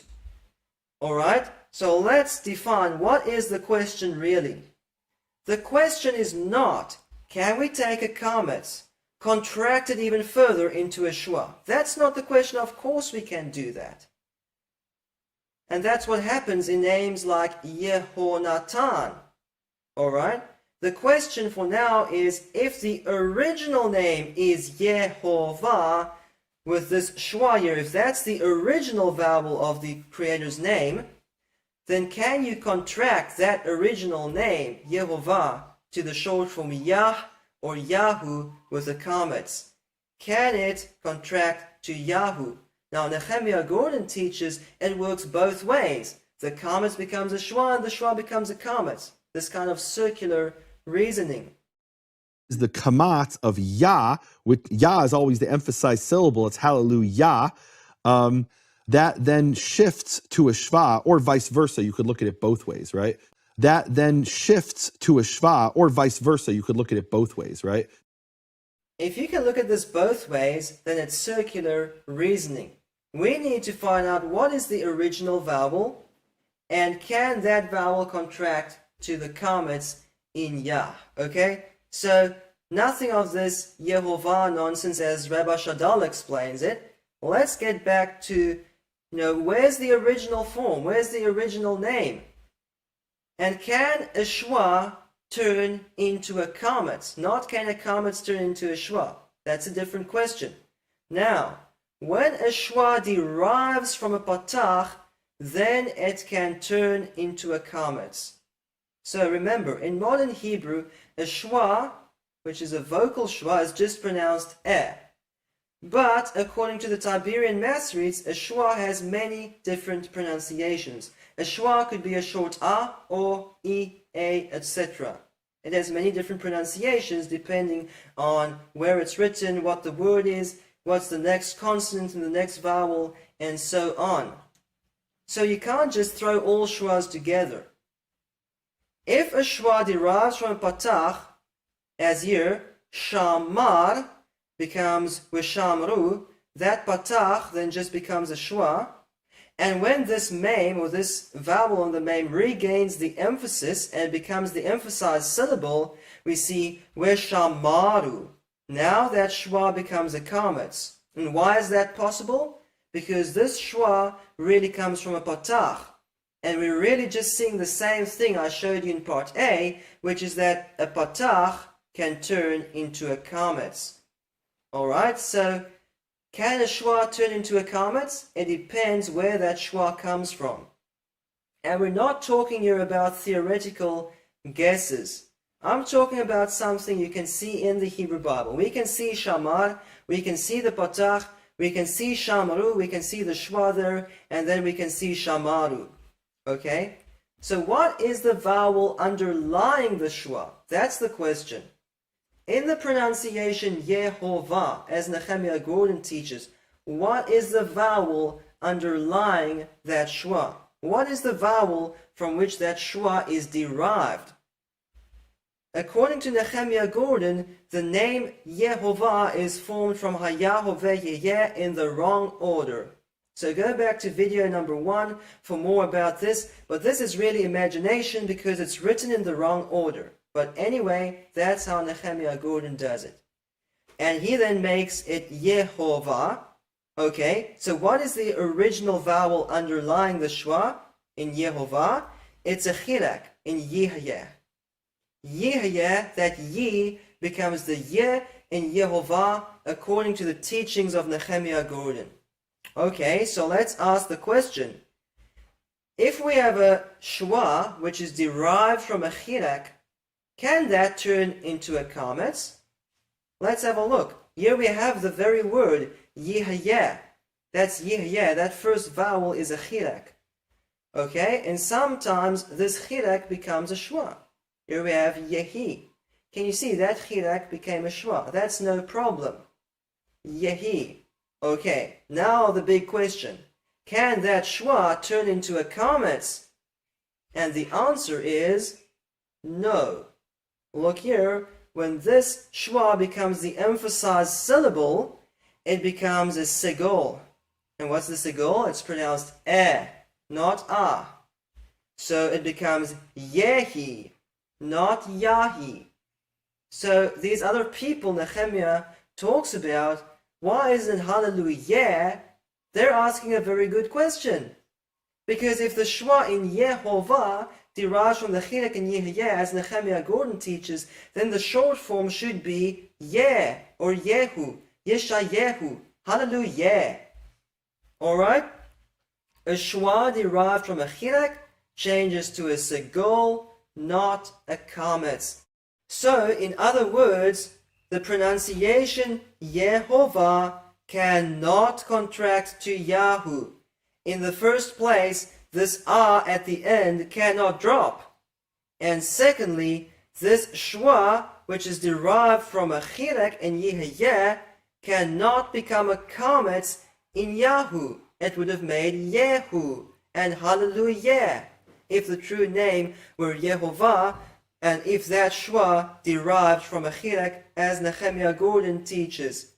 So in the first 11 videos, we've seen a lot of evidence that Yehovah is not the true name and that these are just the vowels of Adonai. And now we've seen again with a test, can it contract to Yahu? There are at least 2 impossibilities here. Yehovah cannot contract to Yahu, and that means Yehovah cannot be the original name of the Creator. So this is again a good place to take a break, and we'll come back and talk about all the other supposed possibilities for the first vowel. Could the first vowel be E? Could the first vowel be E? And so on and so forth. So let's continue with this discussion about the first vowel in the Creator's name. Now, with the last vowel, we easily eliminated from these 12 vowel signs down to 3, and we tested those 3 possibilities with a test. Can it contract to Yahoo?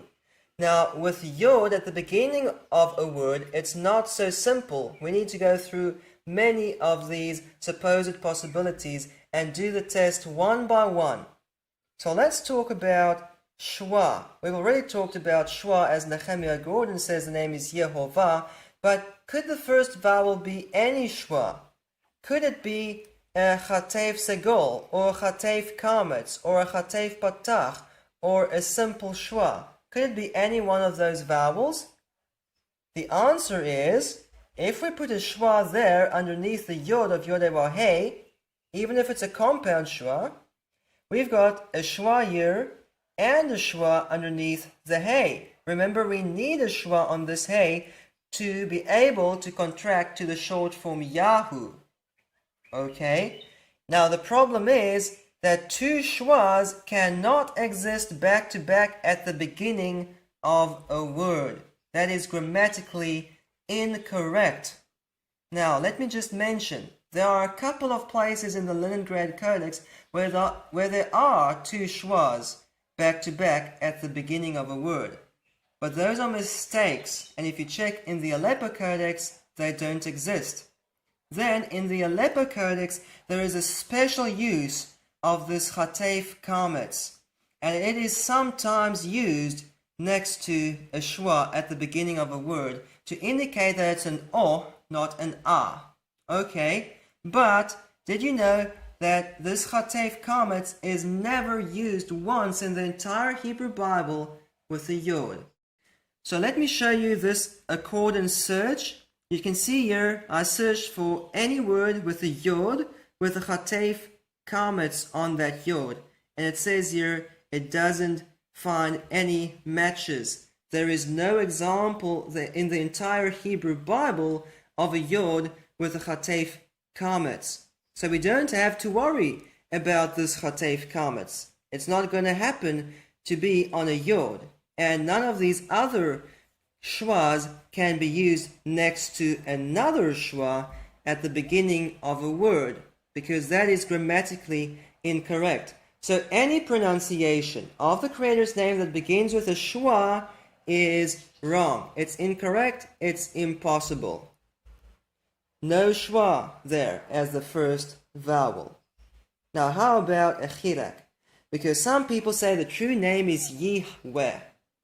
Now let's talk about this. And why do people say the true name is Yihweh? Because they look at the verb Yihyeh. Let me show you here. The verb Yihyeh is very similar to the name YHWH. Yod Hey Wow Hey versus Yod Hey Yod Hey. And so what they say is, all you need to do is take the vowels of Yihyeh and put them on the name YHWH, and you get Yihweh. And again, that's a guess. Now let's do the test.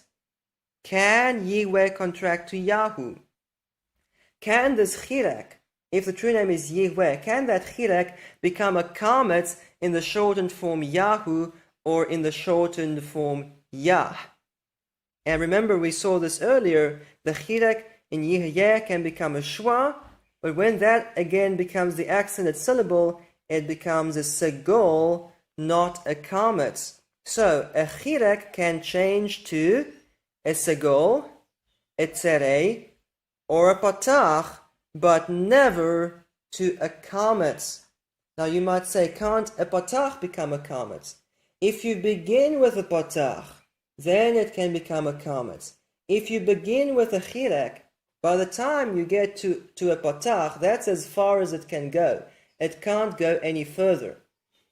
And again, I'm not talking about any theoretical guesses. I'm talking about factual evidence. If you look in the Hebrew Bible, you can see this word Yihyeh begins with a Chirak. Then you can see how it contracts, and you can see the different vowels there. That's the kind of evidence I'm talking about. And don't bring in different verbs and get confused between different verbal roots. For example, this yihya is a call imperfect third masculine singular verb. Now, if you take a different root, like lean, and you put it into the call imperfect third masculine singular, that's yalin with a comet. That's not a chilek becoming a comet. That's a different verbal root that follows a different vowel pattern. Different verbal roots follow different vowel patterns. I'm talking about a genuine change where the same word contracts. That chilek cannot become a comet. So, Yihweh cannot become Yahu with the comet. Could become Yehu with a segol, but not Yahu with the comet. Okay, now could the first vowel in the creator's name be a segol? Could the true name be Yahweh, for example? Because some people might say a segol can become a comet. Okay, a segol only changes to a comet when it is in pause. So you need to understand the difference between in pause and the accented syllable. Every word has an accented syllable, except when you join some words together with makef. But other than that, every word has an accented syllable, but only about 2 words per verse are in pause. In pause means it is pointed with a major disjunctive accent, and then you stretch out the accented vowel in that word and you exaggerate that vowel, and it often changes into a different vowel. So in the word lechem, that segol is already the accented syllable. And even when there's a medium strong pause on this word lechem, you see zakef katon there, it's still a segol. And only in pause does this segol become a comet. That accent is called atnach. It indicates the logical midpoint of a verse, and so this word is in pause. And then also at the end of a verse, there we have siluk and sof pasuk. This indicates the end of the verse, and here we have lachem. So, the segol cannot just become a comet. It only becomes a comet in pause. But when we look at the short form ya, or the short form yahu, what do we see? These short forms are always pointed with a comet. Here we have biyah shemo, and this accent here is called mercha. It's a conjunctive accent, which means there is 0 pause on this word. Yes, it's the accented syllable, but it's not in pause. And down here, Yeshayahuven, and it continues, but this accent is again mercha, it's conjunctive, so there's no pause. Tzidki Yahu, this is the conjunctive accent munach, and so even when there's no pause on ya or yahu, it's still pointed with a comet, meaning this comet doesn't come from a segol. Otherwise, it would only have occurred when these shortened forms are in pause. Okay, so Yahweh, or any other pronunciation that begins with Yeh, with a segol, cannot contract to Yahu. Would not have made a comet in Yahu in every instance, only when it's in pause. Okay, so that's impossible. Now, how about a segol followed by a chatef segol, as we have here in techezeh? So could the name be Yeheweh? And again we see the segol only changes to a comet when in pause. When this word techezeh shortens up and this last segol hey drops and you have a contraction, it becomes tachaz. This is with tachaz. Now we actually have but it's a patach, 2 patachs, tachaz, and then it only becomes a comet in pause. Here you can see echezeh. When that shortens up, here we have an example, achaz. Why is this with a comet? Because it is in pause. It's pointed with the disjunctive accent atnach. That's why it becomes a comet. So the point is, if the true name were Yeheweh, then it would not have contracted to Yahoo with the comets. The comets would then only have appeared when Yahoo is in pause. And generally, you would never have seen a comet on Yahoo. But we always see a comet on the short form Yahoo, which means it did not contract from a name like YHWH, because then we would not have had a comet there. So again, the short form Yahoo gives the answer. Now how about tzere? What if the first part is yay? This is the vowel tzere, those two dots there. It's pronounced a. And this tzere also only becomes a comet when it is in pause. In fact, sometimes it doesn't even become a comet in pause, but sometimes it does. And here we see Wayinase, and here we see Yitnasa. These are actually two examples of the same word. At the top, the tau assimilated into the nun. You see the doubling dagesh there. It's really the same word. And when it's in pause, the tzere becomes a comet. Only when it's in pause. So again, Yahweh would not have contracted to Yahoo with the comets. Yahoo with the comets would then have been a very rare form found only when it's in pause. So Yahweh or any other pronunciation that begins with Yeh is wrong based on the short form Yahoo. Now, some people say, why don't you just put the same vowel on the full name? If in the short form it's a comet, then put a comet in the full name. And then they write it this way. Now, how do you pronounce that? Some people might try to pronounce that as Yahweh, but that's wrong because this comet is now in a closed, unaccented syllable. A comet in a closed, unaccented syllable indicates an O, not an A. It's called kametz chatof or kametz chatuf. And also this indicates the hofal conjugation.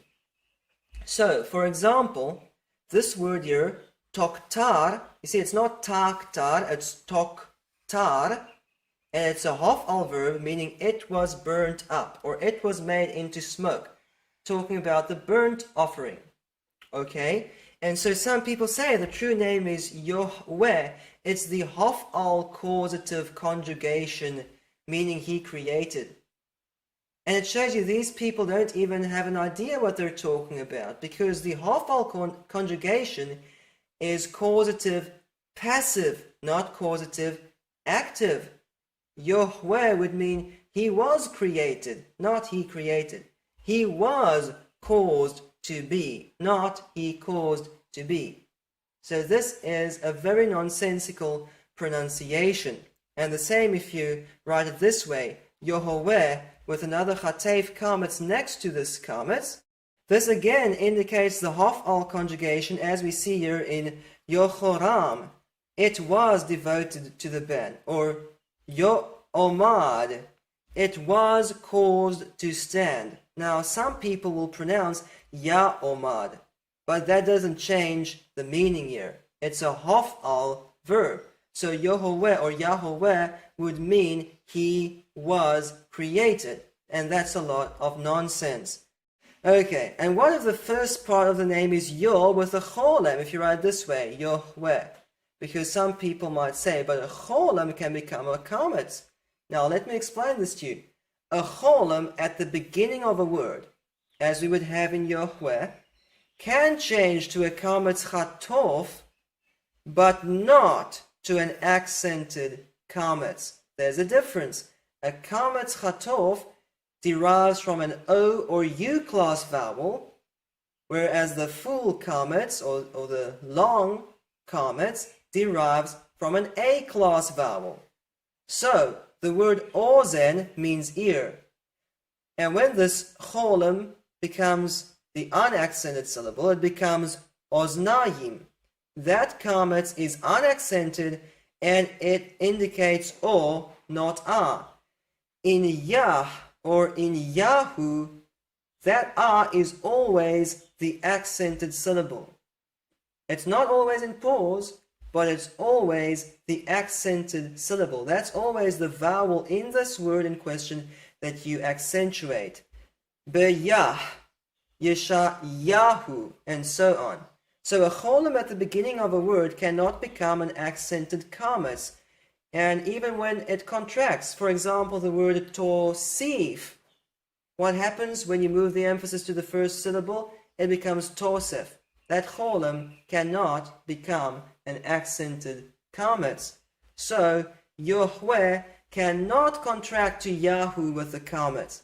Again, the short form Yahu gives the answer.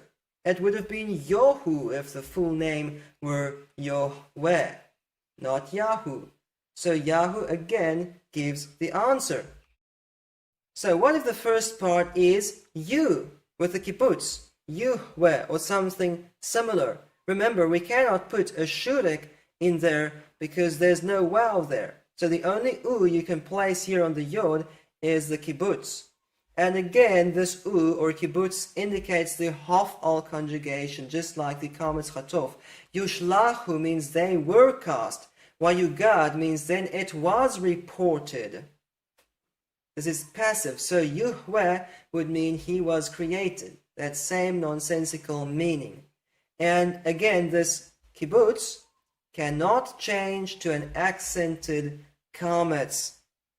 It can only interchange with an unaccented kametz, kametz chatov, which it represents an O or U class vowel. So Yuhweh cannot contract to Yahu. So what's left? We've covered all the shwas. We've covered most of the vowels. What's left?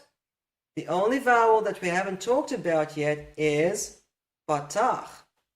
That's the vowel we talked about last time. Patach is the only vowel in the Hebrew Bible that will change to a kametz even when it is not in pause. Some of these other vowels can also become kametz in pause, but a patach is the only vowel that can become a kametz even when it's not in pause. And so this first a in Yod-Heh-Wah-Heh's name becomes a kametz in the short form yah, just like the patach in shafat becomes a kametz in the name Yehoshaphat. And we're not going to look at a lot of examples today because we already did that in part A last time. So this is the only option. The short form Yahu with the kametz, even when it's not in pause, as here in B'yah Shemo and in Yeshayahu Venamot and so on, demand that the first vowel in the full name Yod-Heh-Wah-Heh is a patach. Nothing else is possible. So, if the name begins with Yod and patach, then you can contract to Yahu, but no other vowel will allow this contraction, meaning that no other vowel there is the original pronunciation. Okay, so let's fill this in. The first vowel is a patach. The last vowel is a segol, and this vowel in the middle is a shwa. But what shwa is it? What kind of shwa is this shwa on this hey of Yod-Heh-Wah-Heh, on the first hey? And how do we answer this question? Now that we have the first vowel here, we can answer this question. So, this hey in the name Yod-Heh-Wah-Heh is the first root letter. Keep that in mind. A compound shwa on a hey, which is the first root letter in an imperfect verb, matches the vowel on the preformative. That's a very standard rule. And what this means is, if we have a patach on the preformative, as we have here on this yod, then we cannot put a chatev kametz next to it, and we cannot put a chatev segol next to it. We can only put the matching or corresponding shwa here, a chatev patach, also with a line there, or we could put a simple shwa. Okay? Now in the next example, Yehemeh, this vowel on this hey matches the vowel on the preformative. We can't put a chatev patach here because the vowel on the preformative is a segol. And the same here with eheros. So in the name Yod-Heh-Wah-Heh, we know the first vowel is a patach. That's the vowel on the preformative. So, what's the correct shwa to place on the hey next to it? it can only be a compound patach or a simple schwa. It can't be a compound kametz or a compound segol, because they don't match the vowel on the preformative. So with that, we can eliminate from 4 possibilities down to 2 possibilities. So which one is it? Is it a short a on that hey, or is it a simple silent schwa on this first hey in the name Yodei Waw Hey? And how do we answer this question? We need to be able to contract to Yahoo. And remember, to make Yahoo, we need that wow to lose its vowel, and it must not be preceded by any vowel. So it won't make a diphthong, and then it makes its own vowel. Okay, now let's see, how does this chatef patach behave when words lengthen or contract and so on? Will this chatef patach on the hey of Yodei Waw Hey allow the short form Yahoo to form or not? So, a chatef patach on a hey, which is the first root letter in an imperfect verb or an imperfect based word, lengthens to a full patach rather than shortening to a simple schwa when the vowels change. So let's have a look at some examples of this. We see the word wayaharog. When this word is made longer, it becomes wayahargeim. So that cholim becomes a simple schwa down here. Now we have a problem, because if we had this compound schwa repeated down here, then we would have 2 schwas in a row in the middle of a word. Now 2 schwas in a row do occur in the middle of a word, but then there's a rule. The first one is always silent and the second is always vocal. The problem is that a compound schwa, like a chatef patach, is always vocal. So if you were to write a chatef patach down there with these 2 dots next to the patach, then we have a vocal schwa at the beginning, and then the second one of the 2 is then either going to be vocal or silent, but both ways it doesn't match the rule. The first one must be silent and the second must be vocal. So this compound schwa needs to change. It either needs to change into a simple schwa down there, so the first one can be silent and the second vocal, or it needs to lengthen to a full patach so you don't violate this rule about the 2 schwas in the middle of a word. Now with the chet, for example, there's wayachlemu or wayachalemu. It's the same word, and just with a slight change in accent, you get these 2 alternative pronunciations. With the hey, it's always this one on the screen, it becomes a full patach. Now what does this mean when it comes to the name Yod Hey Waw Hey?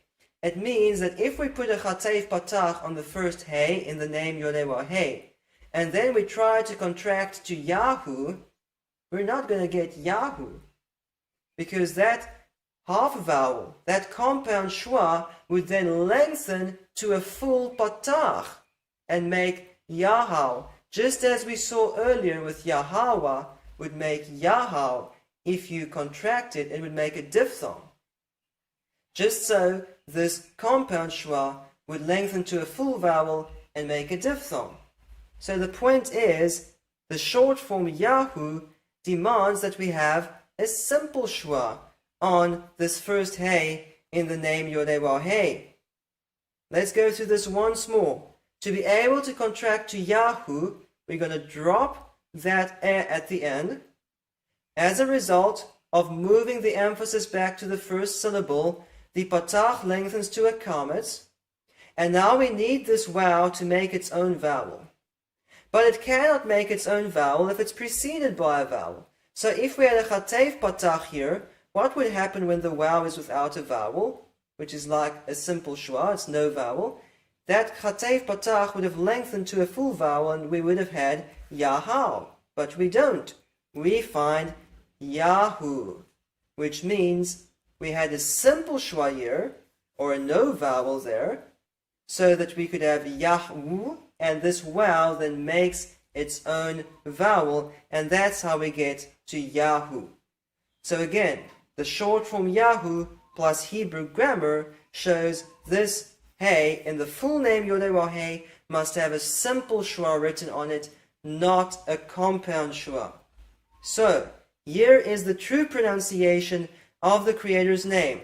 The Yod is pointed with a patach. The Hey is pointed with a simple schwa. The Waw is pointed with a segul. And how do we pronounce this? We pronounce this as Yahweh. Yahweh. That is the correct pronunciation of the Creator's name based on Hebrew grammar and the short form Yahu. And by the way, don't say Yahweh. That's not a chet. It's just a guttural hey. It's not such a sharp guttural. In fact, in general speech, you'll hardly hear that guttural hey. Yahweh. Yahweh can contract to the short form Yahu. No other pronunciation can contract to the short form Yahu. The short form Yahu demands that the first vowel is a patach, that the second vowel is a schwa, that the third vowel is a segul. There's no uncertainty about any of these vowels based on the short form Yahu. So let's go back to the explanation of the name YHWH, and we'll read this again. Vayomer Elohim el Moshe. Then Elohim said unto Moses, Ehyeh asher ehyeh. I am what I am. Vayomer, then he said, Kotomar livnei Yisrael. So you shall say to the children of Israel, Ehyeh shalachani aleichem. Ehyeh sent me unto you. And then in the next verse, verse 15, Kotomar el bnei Yisrael. So you shall say to the children of Israel. And then we have the name YHWH. We know we can't have that kametz at the end, or you can't contract to Yahu. We know you can't have the schwa at the beginning, or you can't contract to Yahu. So let's get the true vowels in here. Kotomar el bnei Yisrael. So you shall say to the children of Israel. Yahweh Elohei avotechem.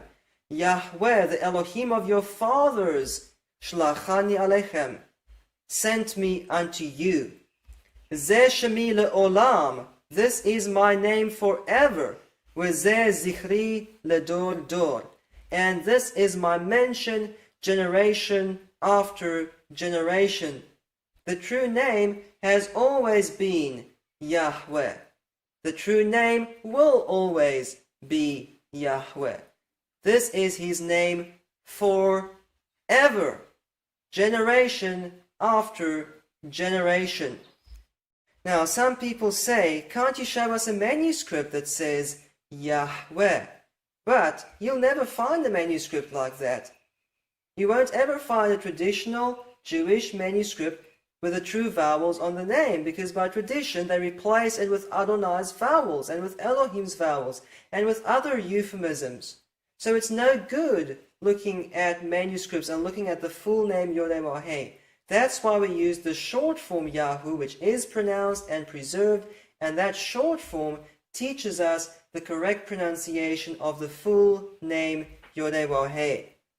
Now, having said all of that, let's just talk about an alternative pronunciation, an alternative musical pronunciation.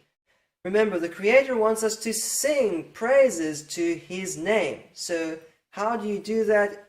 I mean, can you bend the pronunciation a little bit to match your rhythm? And so on. Let me show you some examples here. Lachmi, that's how you pronounce this word. Lachmi, my bread or my food. Now, in some cases in the Hebrew Bible, the rhythm of the traditional reading causes a special pronunciation. For example, in Proverbs 9 verse 5, we see lachami.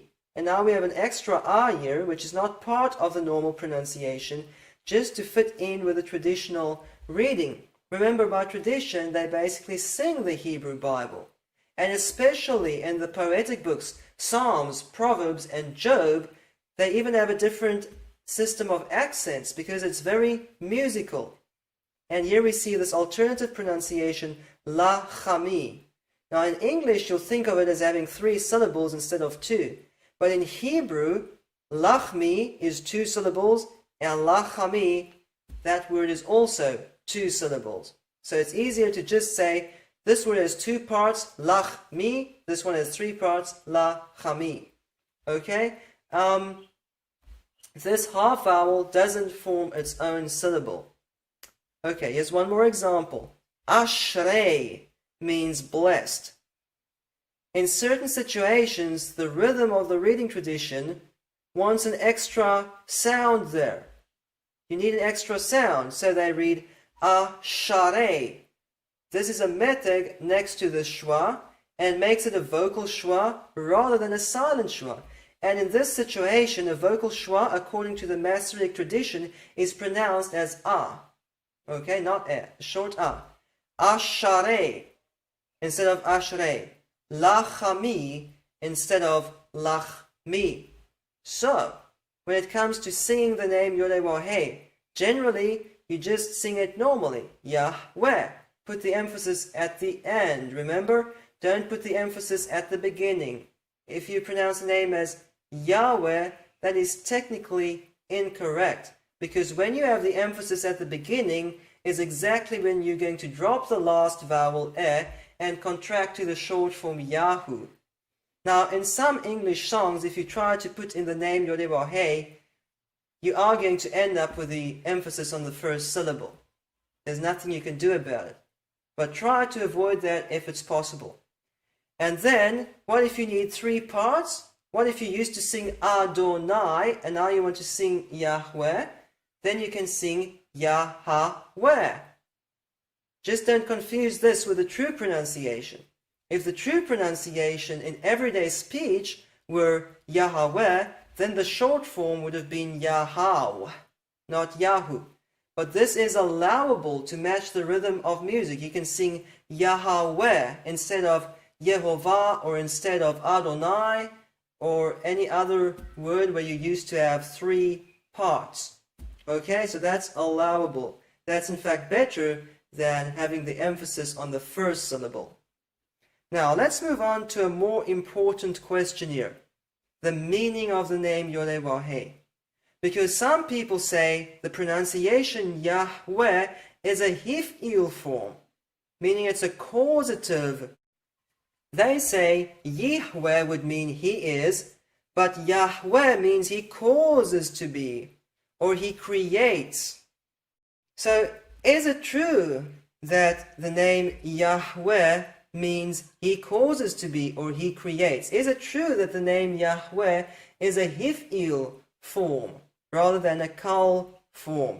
And just keep in mind, I'm not questioning the pronunciation Yahweh. I've already shown you Yahweh cannot contract to Yahu, and this comments in Yah and Yahu demand that we have a patach as the first vowel in the Creator's name. There's no question about the true pronunciation Yahweh. The only question is, what does it mean? Does it mean he causes to be, or does it simply mean he is? Nehemiah Gordon even uses this as an argument against the pronunciation Yahweh. He says Yahweh is a hif'il verb, and therefore it can't be the true name. So let's have a look at a video clip of Nehemiah Gordon and then talk about the argument. He-feel is the causative, it's called. Causative, you cause something to happen.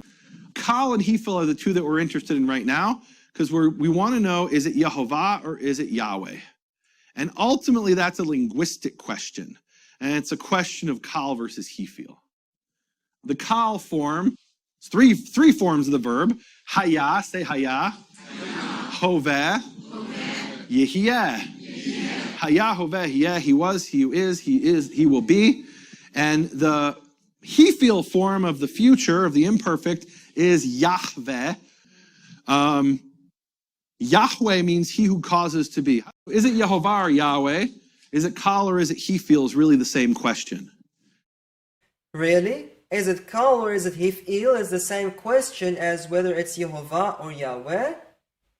And did you notice that Nehemiah Gordon makes everyone read Hebrew in the wrong direction?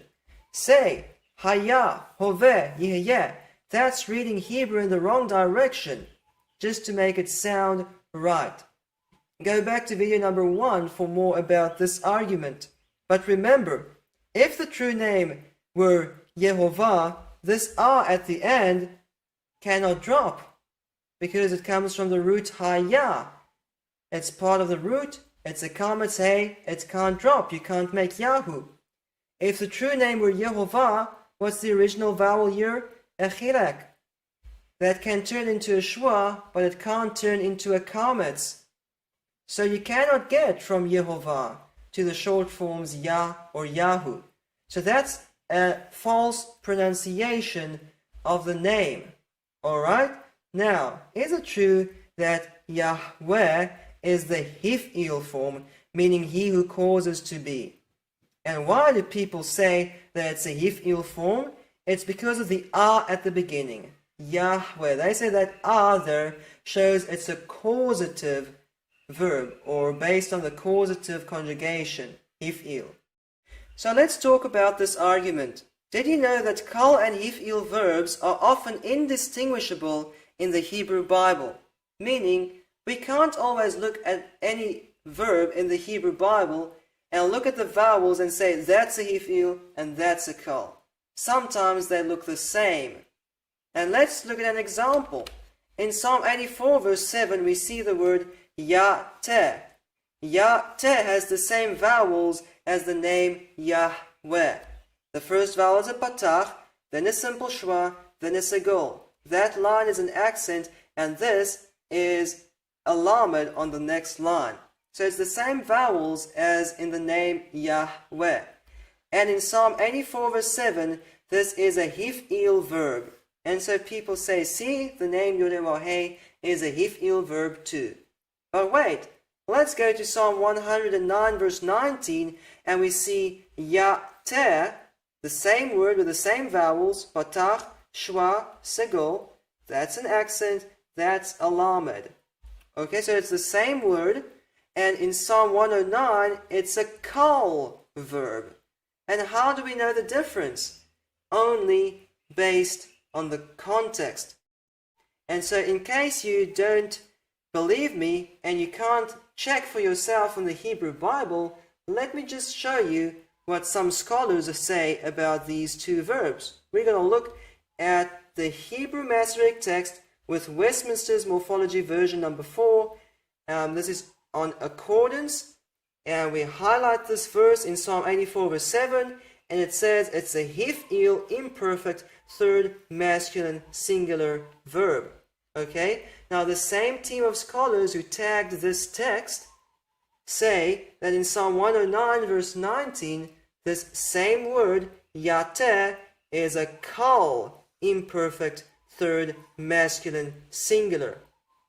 Scholars know that you can't always distinguish kal from hif'il based on the vowels. You can't just say, well, it's an R on the yod, so therefore it's a hif'il. You can't make that assumption. You need to look at the context. Here's another example. Genesis 2 verse 6 says Ya'aleh. Ya'aleh means it went up, or it goes up. It's a kal verb. 1 Samuel 2 verse 14, Ya'aleh means he causes to go up. Here it's a hif'il verb. They look exactly the same vowels, the same consonants, the same root. The one is a kal, the other is a hif'il. And how can we tell the difference? The context teaches us the difference. Now, you might say, why are you showing us examples where the first root letter is an ayin? Are there any examples where the first root letter is a hey, and we have this ah, where it's indistinguishable between kal and hif'il? Let's look at one example of that. And now we're going to compare two different tagged texts prepared by different teams of scholars. So now, as you can see, the left-hand tab is highlighted, and I highlight this word, tahkaru. The preformative has an A on it, and the first root letter hey has a shwa on it, just as in the name Yahweh. And this text says it is a hif'il imperfect second masculine plural verb. Okay? So it's a hif'il. Or are we uncertain? Let's see what the other team of scholars said. Now we're looking at the Masoretic Text with ETCBC syntax and tagging. And this team of scholars say tahkaru is a kal, imperfect, second masculine plural verb. So is this a kal or is the hif'il? We don't know, because we can't even use the context to show the difference. This verb, the root hakar, is only used once in the Hebrew Bible, so we don't know if it's generally used in the kal or in the hif'il. And so all they can do is make a good guess. But the point is they don't know if it's a kal or a hif'il. That does not prove it's a hif'il. So it's the same with the Creator's name. Let's use the context to explain to us the meaning of the Creator's name, Yahweh. The Creator says, Ehyeh asher ehyeh. Ehyeh shlachani alechem. Ehyeh sent me unto you. This verb, ehyeh, is a kal verb.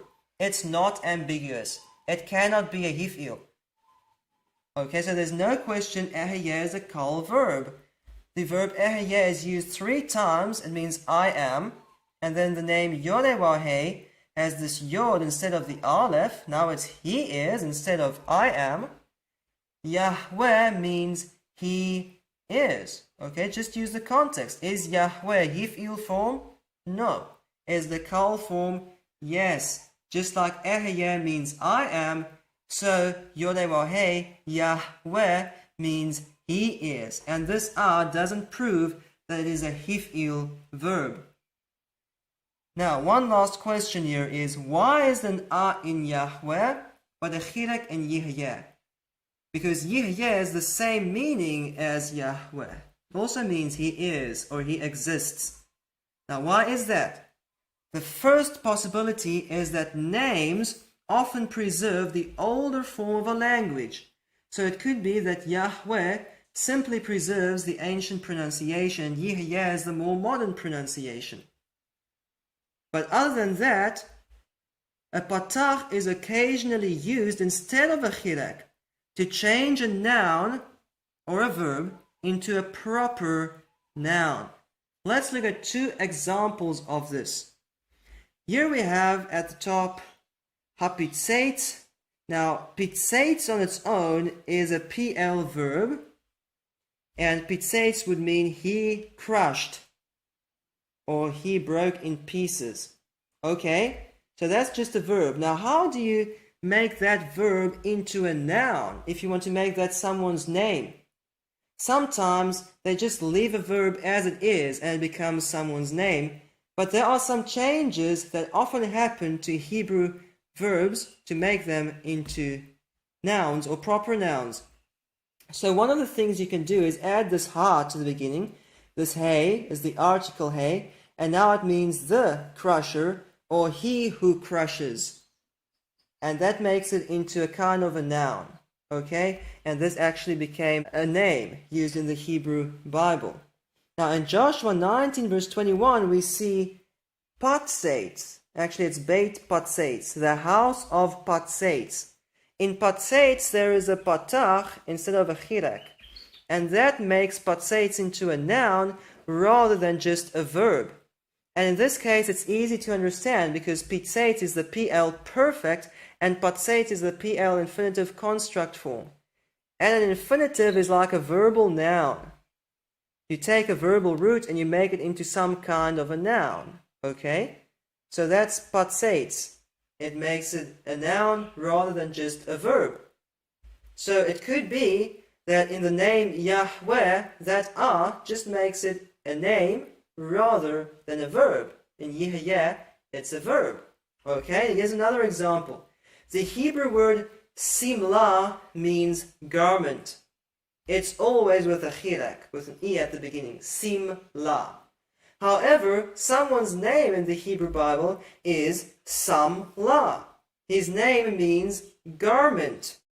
So this Samla is the same word as Simla, except that Simla is a normal noun and Samla is a proper noun. It's the name of someone.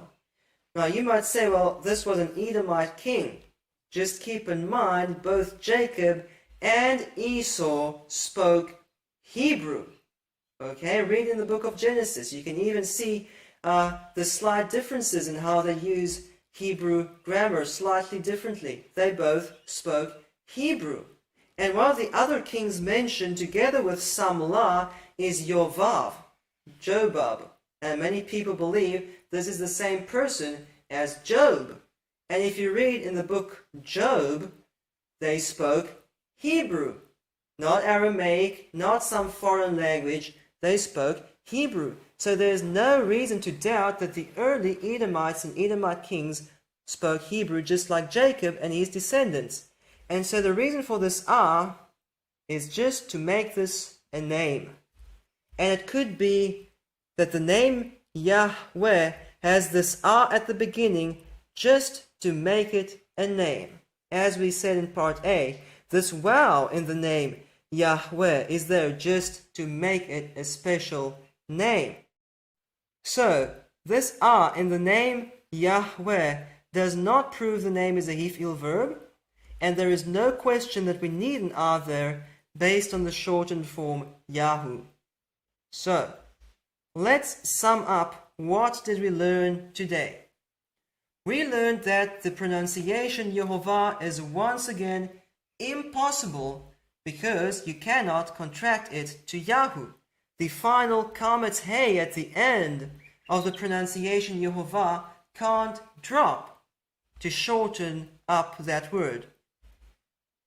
Yehovah cannot contract to Yah or Yahu with a Kametz at the beginning.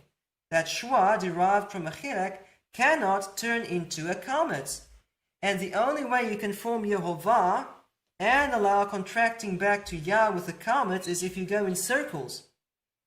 You take Yah and add Hovah, and then you just take Hovah away and you're back to Yah. That's circular reasoning, and it's based on Kabbalah mysticism. So again, the pronunciation Yehovah is not a possibility. And yet Nehemiah Gordon teaches that Yehovah is the original name. And oh no, the Kametz just turns into a Shwa. That's the wrong way around. Kametz can turn into a Shwa, but that Shwa in Yehovah, the way Nehemiah Gordon forms it, cannot turn into a Kametz for Yah or Yahu at all. Nehemiah Gordon teaches that the pronunciation Yehovah has nothing to do with destruction. And yet he quotes Rabbi Shadal, who teaches just that. He doesn't explain to you that's why Rabbi Shadal says the Kametz turns into a Shwa. It's because he believes that Yehovah is a combination of Yah or Yahu plus Hovah, destruction, at the end of it. So is this ignorance or dishonesty? Does Nehemiah Gordon not know Hebrew grammar? Does he not know that Yehovah cannot contract to Yah or Yahu? Or is he purposefully misrepresenting the evidence just to make you think that he is right? On the other hand, we've seen today the true pronunciation is Yahweh. Hebrew grammar demands that this wow in the name Yod-Heh-Waw-Heh is a consonant, not a vowel, because you can't have two vowels in a row. The short forms Yah and Yahu demand that the first Hey in Yod-Heh-Waw-Heh is a guttural Hey, not a vowel letter Hey. Yahu demands the last vowel to be a segol, to be able to disappear and drop when the word contracts. The short form Yahu demands a Shwa, in fact demands a simple Shwa on the first Hey of the name Yod-Heh-Waw-Heh to be able to contract to Yahu. The short form Yahu pointed with a Kametz demands that the first vowel in the name Yod-Heh-Waw-Heh is an Ah, written as a Patach. There is no uncertainty if we understand Hebrew grammar and the shortened forms Yah and Yahu.